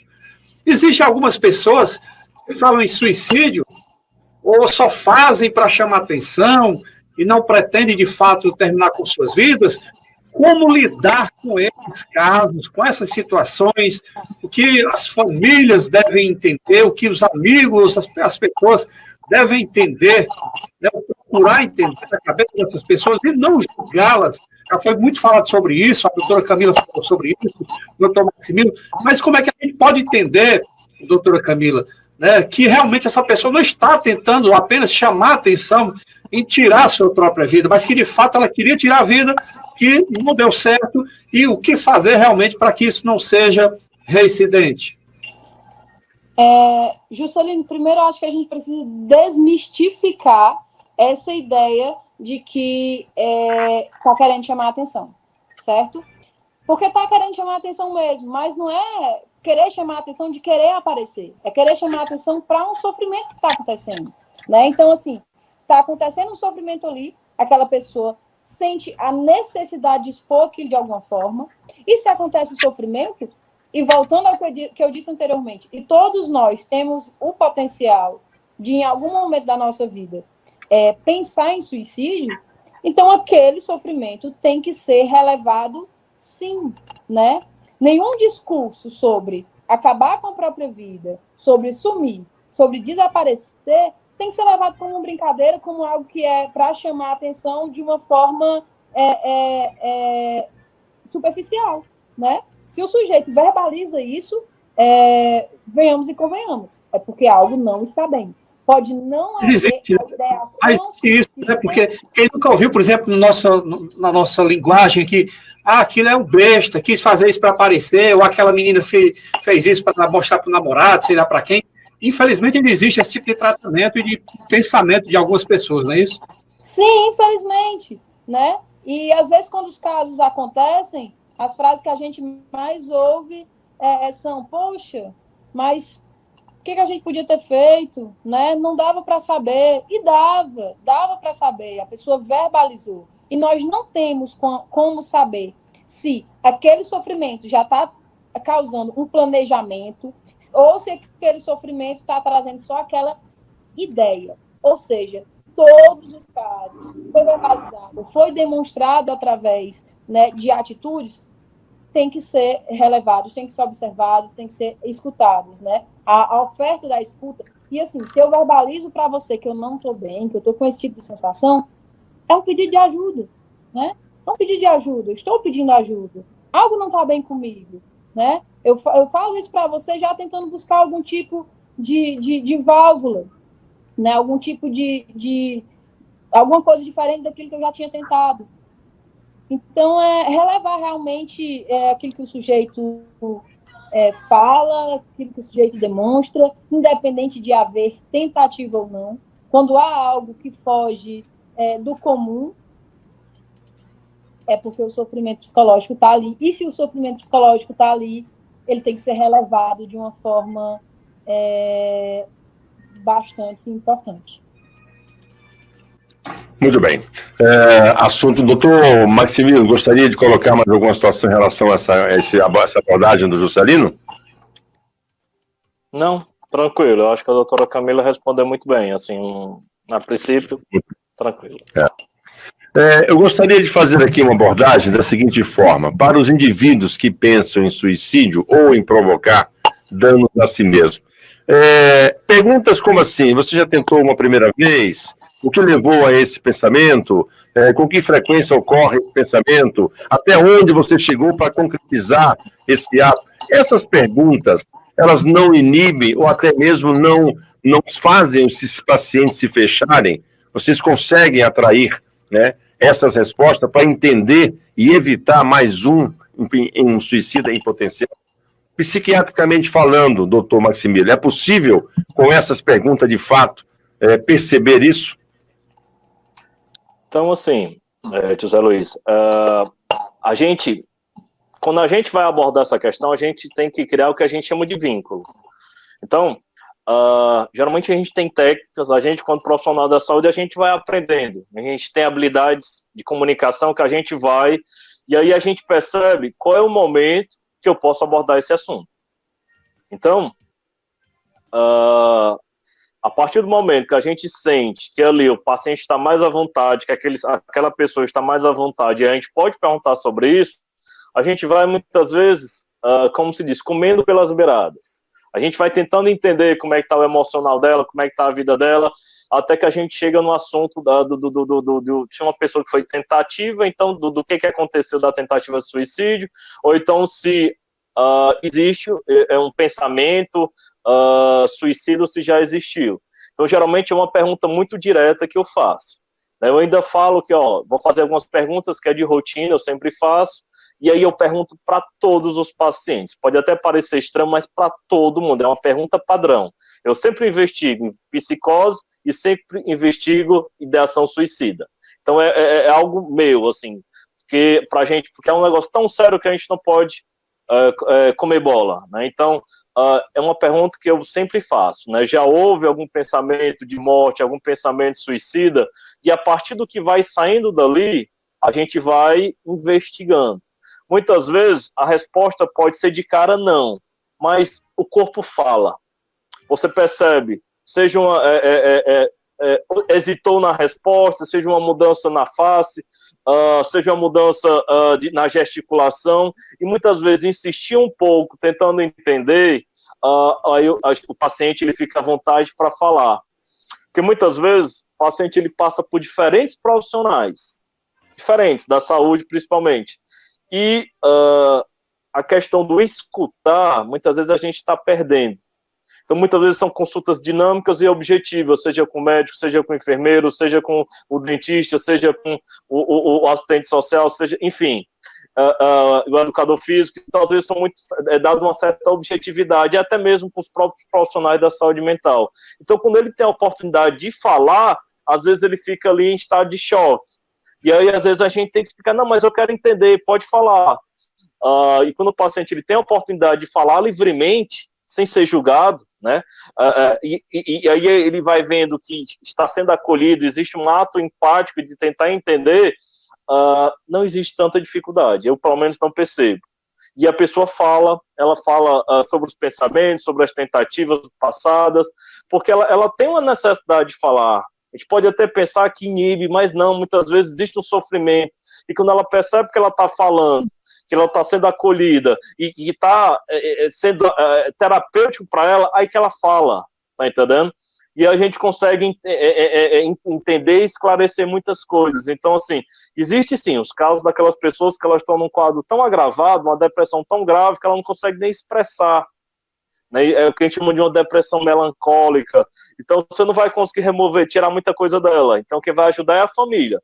Então, tem que fazer uma intervenção, muitas vezes uma intervenção medicamentosa para melhorar o quadro e que ela possa, sim, reagir e sair dessa depressão tão grave que ela se encontrou. Aí, sim, nesse segundo momento, eu vou poder conversar com ela e explorar todas essas questões que o José Luiz falou. Muito bem. Doutora Camila, dentro desse aspecto, né, psicologicamente, como é que se aborda uma pessoa que já teve essa tentativa? É a escuta, né? Ofertar a escuta, é tentar deixar aquela pessoa se sentir. E aí o Maximilo falou muito bem, né? Desse vínculo. Eu costumo tratar como uma aliança terapêutica, é criada uma aliança. Mas aí, geralmente, né, primeiro atendimento, o sujeito chega com a resistência.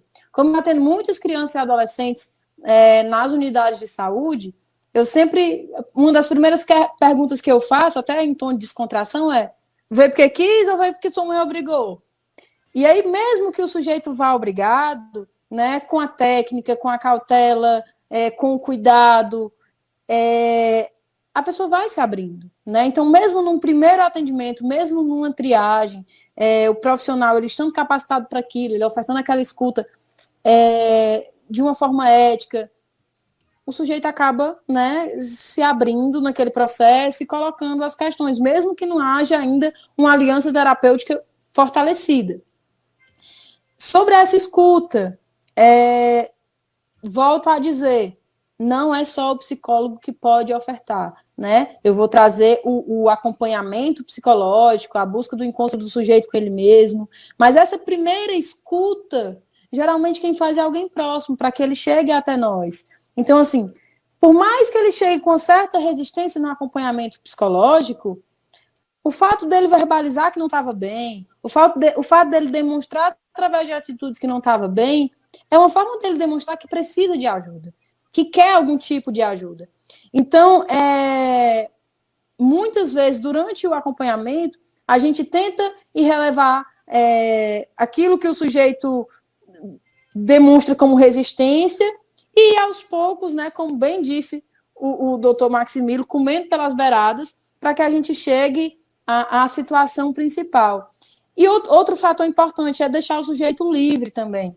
Então, às vezes, chega ao acompanhamento, quando há uma questão de tentativa suicida, de ideação, ou falando da tentativa mesmo, ele não vai sozinho. É alguém da família que leva. Então, a família vai relatar uma coisa. O relato do sujeito é totalmente diferente. Então, pode ser que naquele dia ele não queira nem falar sobre aquilo, né? E isso tem que ser respeitado também, né? Cada pessoa tem o seu tempo. Nesse momento pós-tentativa, né, há uma sensação, há um sentimento de frustração também, né?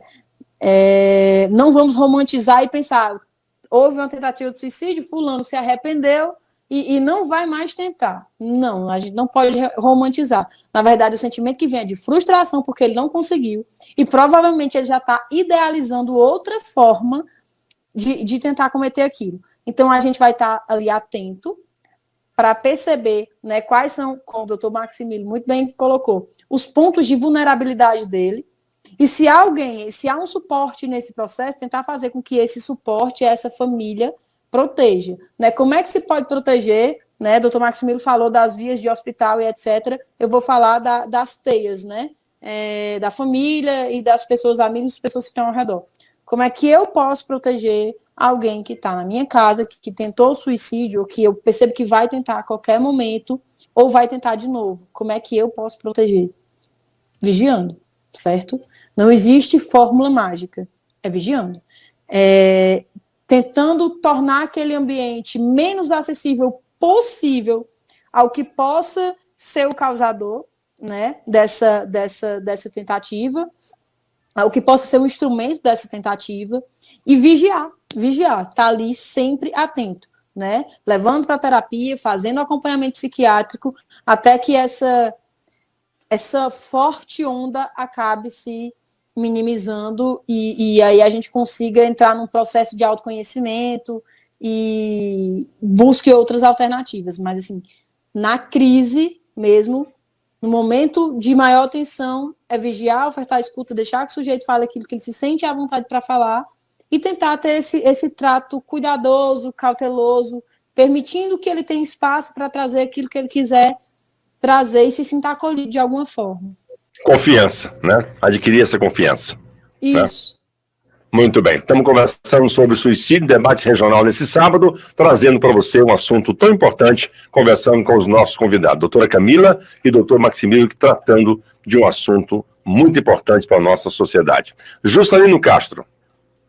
Aproveitando bem o que a doutora Camila acabou de falar, porque nós falamos aqui em atenção, observação, a comportamentos, a potenciais suicidas, né, e muitas vezes dentro do próprio convívio familiar, porém o que de fato a família, ou alguém que viva próximo dessa pessoa, deva fazer, ou dizer, apenas ouvir, como foi dito pela doutora Camila, observar e tirar momentos que possam levar essa pessoa ao suicídio. Não existe algo que a família possa já no primeiro passo, antes de levar essa pessoa, ou de convencê-la a procurar um profissional de saúde, seja um psicólogo ou psiquiatra, ou é mesmo, são essas duas ferramentas, observação e impedir, ou vigilância, né? É isso mesmo, doutor Maximiliano? Assim, a gente precisa entender, existe ainda muito estigma, muito preconceito, e a saúde mental ainda é um tabu na nossa sociedade. Então, eu fico muito feliz e muito grato por todas as oportunidades e sempre que os meios de comunicação, felizmente, abordam o tema da saúde mental. Então, a Regional FM está sendo muito feliz por estar trazendo esse tema e abordando e discutindo aqui com a sociedade. Então, a gente precisa entender que a doença mental existe, ela é uma realidade, que aquela pessoa que está em sofrimento mental, que está em risco, se ela fala as frases de alerta, ela já expressa essa mudança, ela já esboçou uma tentativa de suicídio que a família conseguiu frustrar. Eu preciso entender que pode ser que existe uma doença naquele indivíduo e que, como tal, como qualquer outra doença, eu levo para onde? Eu levo para um atendimento. E aí, o que é que eu tenho mais fácil acesso? A unidade básica de saúde. Eu posso levar para o meu médico, para a minha enfermeira, explicar o que está acontecendo. Eu tenho que agir, eu tenho que mobilizar. Não posso ficar e imaginar que ali, não desvalorizando, mas que ali simplesmente é uma questão religiosa, de falta de Deus, um afastamento de um apoio religioso, ou que ali é uma questão de uma falta de vitamina, que ali é uma questão ali de uma fragilidade por ter um término de um relacionamento. Não, a gente não pode desvalorizar. Todos esses elementos, em maior ou menor importância, são importantes para o ser humano. Então, a sua religiosidade, o seu trabalho, o seu contexto familiar. Mas se a gente tem uma doença, se eu tenho uma pessoa que está desenvolvendo uma pressão alta, eu não vou dizer que ela está com pressão alta porque ela está com falta de Deus. Eu levo no médico, o médico dá o diagnóstico e inicia o tratamento. Por que a gente age muitas vezes diferente com a saúde mental? Dizendo que depressão, ansiedade, uma pessoa que tenta suicídio, que isso aí é falta de Deus, falta de caráter, que isso é covardia, fragilidade. Tá entendendo? Então a gente tem muita clareza disso. A doença mental é real e pode estar dentro da minha casa e eu posso, em algum momento da minha vida, estar vulnerável a ela. Então, preconceito, pega, bota na gaveta e deixa trancado lá, tá certo? Então a gente tem que encarar de frente. Então, se eu tenho uma pessoa que está dando esses sinais que a gente está conversando, pegue ela, ofereça ajuda, ofereça escuta, mas age, leve para um atendimento, tá certo? A ação é fundamental.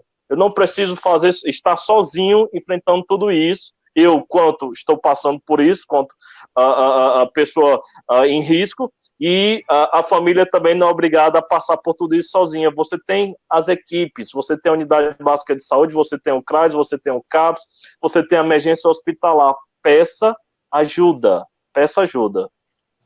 Muito bem, até porque a gente sabe que hoje os métodos de tratamento da doença mental não são mais os mais arcaicos da camisa de força, do isolamento, da prisão, de colocar a pessoa numa jaula como se fosse um ser completamente diferente e que ele pode ser socializado para poder diminuir exatamente esses impactos, como o doutor Maximiliano falou. Doutora Camila.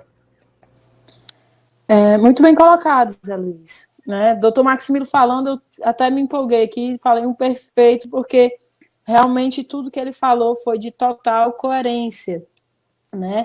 Nós precisamos desmistificar algumas coisas e começar a olhar para a saúde e para a doença mental como doença, como problemas que a gente tem que encarar através de acompanhamentos. Então, esses acompanhamentos acontecem, né, tanto através do psicólogo como do psiquiatra. Porém, né, não só a gente, no momento de crise, é uma coisa que eu queria falar. Quem eu devo buscar? Né? A quem eu devo procurar? Mas eu não. A minha UBS é longe da minha casa, eu não sei o que eu posso fazer. Gente, CAPS é porta aberta, né? Você chegar no CAPS e buscar um tipo de orientação, ou ir numa emergência, num caso de tentativa, né, buscar a emergência do hospital, não vai levar para o CAPS ou levar para a UBS, não. Houve a tentativa, vai direto para a emergência do hospital para tentar realmente salvar aquela vida de alguma forma ou ver se não houve um dano maior. Existem muitas portas, né? A saúde mental, ela tem crescido, né, mas a gente ainda sofre muito preconceito, porque antigamente... E esse antigamente não é há muitos anos atrás, ter qualquer diferenciação. Eu não gosto do termo normal, porque eu acho que o normal ele enquadra, né? E tudo aquilo que é enquadrado prende e fecha. Então, eu não gosto do termo normal. Então, antigamente, tudo que fugia do padrão era colocado como algo, como doença mental. Então, como problema mental. O que acontecia? Os manicômios tinham não só pessoas que sofriam de doenças mentais, mas tinham prostitutas, tinham idosos, mulheres que eram tidas como prostitutas por exemplo, trair o marido, querer divórcio. Então, assim, a saúde mental ela cresceu numa linha de preconceito muito grande, muito grande. Desmistificar isso, acho que é o nosso maior desafio como profissional de saúde, né? Chegar num ponto de dizer, todos nós precisamos de acompanhamento, todos nós temos questões. Eu sou psicóloga, eu faço acompanhamento psicológico toda sexta-feira e com muito orgulho, né? Hoje não tenho nenhuma questão emergente, mas faço acompanhamento justamente para não ter. Então, assim, a gente costuma buscar ajuda no momento de crise. No momento de crise, às vezes a gente não sabe onde buscar, mas existem várias portas. Mas se eu estou vendo que eu tenho uma possibilidade que eu posso, de alguma forma, e isso é um ponto que me dói muito, eu faço acompanhamento sem ter uma necessidade emergente, porque eu consigo pagar, né? Mas hoje em dia, a nossa realidade na saúde pública, e eu trabalho no sistema público, né? Eu gosto da máquina pública de ofertar essa possibilidade de saúde mental, mas eu percebo que a gente tem que paudar muito, que a gente tem que cortar muito e filtrar muito o que a gente vai atender, porque assim, é uma demanda tão grande de urgências que eu não consigo chegar naquela pessoa que está ainda no ponto inicial, ou que nem chegou no ponto inicial ainda, mas assinala, eu queria fazer acompanhamento psicológico. Então, assim, essa questão de desigualdade social acaba afastando as pessoas de um processo que poderia ser menos doloroso e acaba se tornando mais doloroso porque eu só tenho acesso àquilo, ou se eu tenho dinheiro, ou se eu estou num momento de crise extrema. Então, assim, como não existe essa possibilidade, às vezes, financeira, de ter um acesso a um psicólogo, que eu, como psicólogo, eu sei que o acompanhamento é caro, falando da minha área, mas, assim, vamos tentar criar momentos terapêuticos, né? Vamos tentar criar momentos terapêuticos. O que nos adoece? Eu acho que talvez se afastar daquilo que nos faz bem ou nos aproximar daquilo que nos faz mal. Então, assim, é necessário que existam possibilidades de atendimento que saiam desse movimento digital e que nos coloquem numa realidade que nos permita ter contato com outras pessoas. É através do contato com outras pessoas, a escuta, o diálogo, a conversa, o entendimento, a possível compreensão. Então, através disso, através das relações sociais bem estabelecidas, através dos vínculos sociais, eu consigo diminuir a probabilidade de muita coisa acontecer. Certamente. Pois não, pode concluir. Não, até me estendi, né? Me empolgo. É sempre bom ouvir profissionais dessa área para que nós possamos, com essa contribuição do nosso compromisso social da Rádio Regional, justamente de quebrar esses tabus, mas de uma forma muito inteligente e muito carinhosa de abordar um tema que é tão difícil para as pessoas que já passaram por esse processo e para as famílias que muitas vezes escondem do seu convívio social pela vergonha, né, pelas críticas, ou até mesmo por aquela frase, que frescura, tá depressivo porque tá cheio de frescura, vai fazer alguma coisa, enfim. Mas é muito importante quando a regional, ela traz esse assunto à tona para realmente levar que a sociedade entenda que isso é uma questão de saúde pública e que nós possamos contribuir e podemos contribuir para que nós diminuímos esse número alarmante e ajudar as pessoas. Chegamos ao nosso final do debate regional. Juscelino Castro, alguma coisa mais que você gostaria de colocar para a gente? Só agradecer aos nossos convidados, a doutora Camila Castro, ao Maximilo, que aceitaram o nosso convite. E isso que você falou é de extrema relevância. Eu quando se trata de coisas que pode contribuir para o outro, eu gostaria de falar aqui, eu que gosto de conversar bastante, passar 10 horas conversando, mas a gente tem um tempo aí determinado também, né?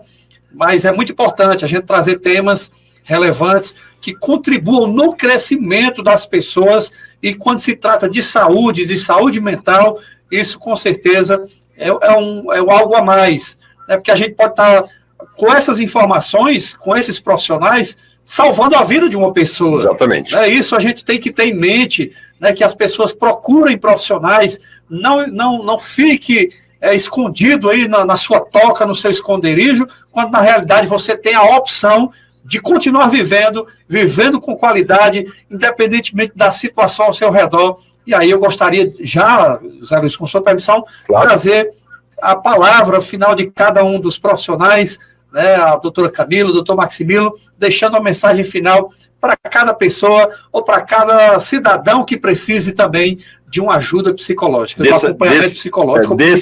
Desse acolhimento, exatamente, como foi muito bem dito pelos dois profissionais. Doutor Maximilo, sua mensagem final. Bem, eu queria agradecer. Eu acho que assim, o debate de qualidade precisa de boas perguntas, e as perguntas foram excelentes.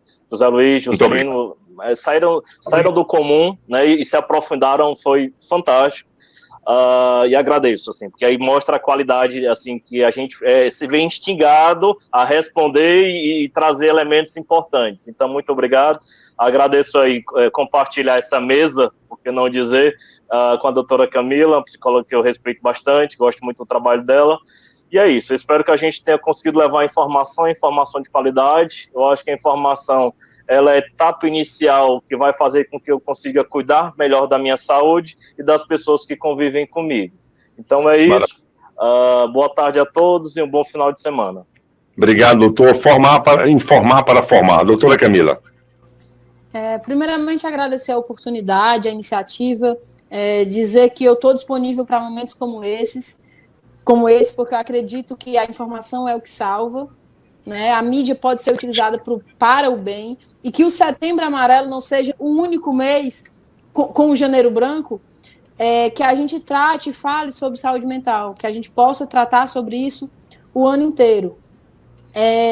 Hoje eu tenho uma mídia, né, que eu utilizo para trazer esse tipo de informação, que é o Instagram.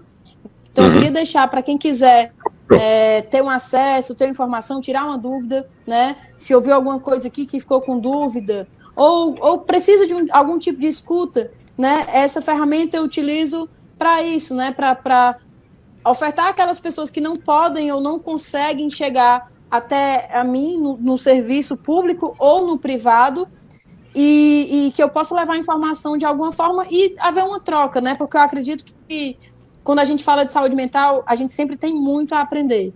Então, esse momento de hoje foi incrível para mim. É uma honra, né, poder participar de um debate como esse, com dois debatedores, né, 2 entrevistadores que trouxeram perguntas excelentes, e com o doutor Maximilo, como eu disse anteriormente, é o psiquiatra que eu indico, né? A gente não tem nenhum tipo de parceria, mas eu conheço o trabalho dele de observação de perto. Nunca cheguei para ele e disse, doutor, estou lhe indicando, não, fui observando um paciente aqui, outro ali, a conduta terapêutica dele, e realmente é um profissional diferenciado que torna esse momento incrível para mim. Então, meu Instagram de contato... Acertamos em cheio, então. Foi ótimo, para mim foi ótimo. Instagram. O Instagram de contato é @Camila com 2 L's, Castro, Psi. Né? Então, assim, manda direct, se tiver alguma dúvida, algum questionamento, lá tem o link também que leva para o meu WhatsApp profissional. Estou disponível, né, para trazer informação, para ofertar escuta, para quem não consegue ter acesso a mim, né, em outras possibilidades. Doutora, uma boa tarde, um bom fim de semana. Muito obrigado de verdade pela contribuição aqui no nosso debate. Muito obrigado a todos.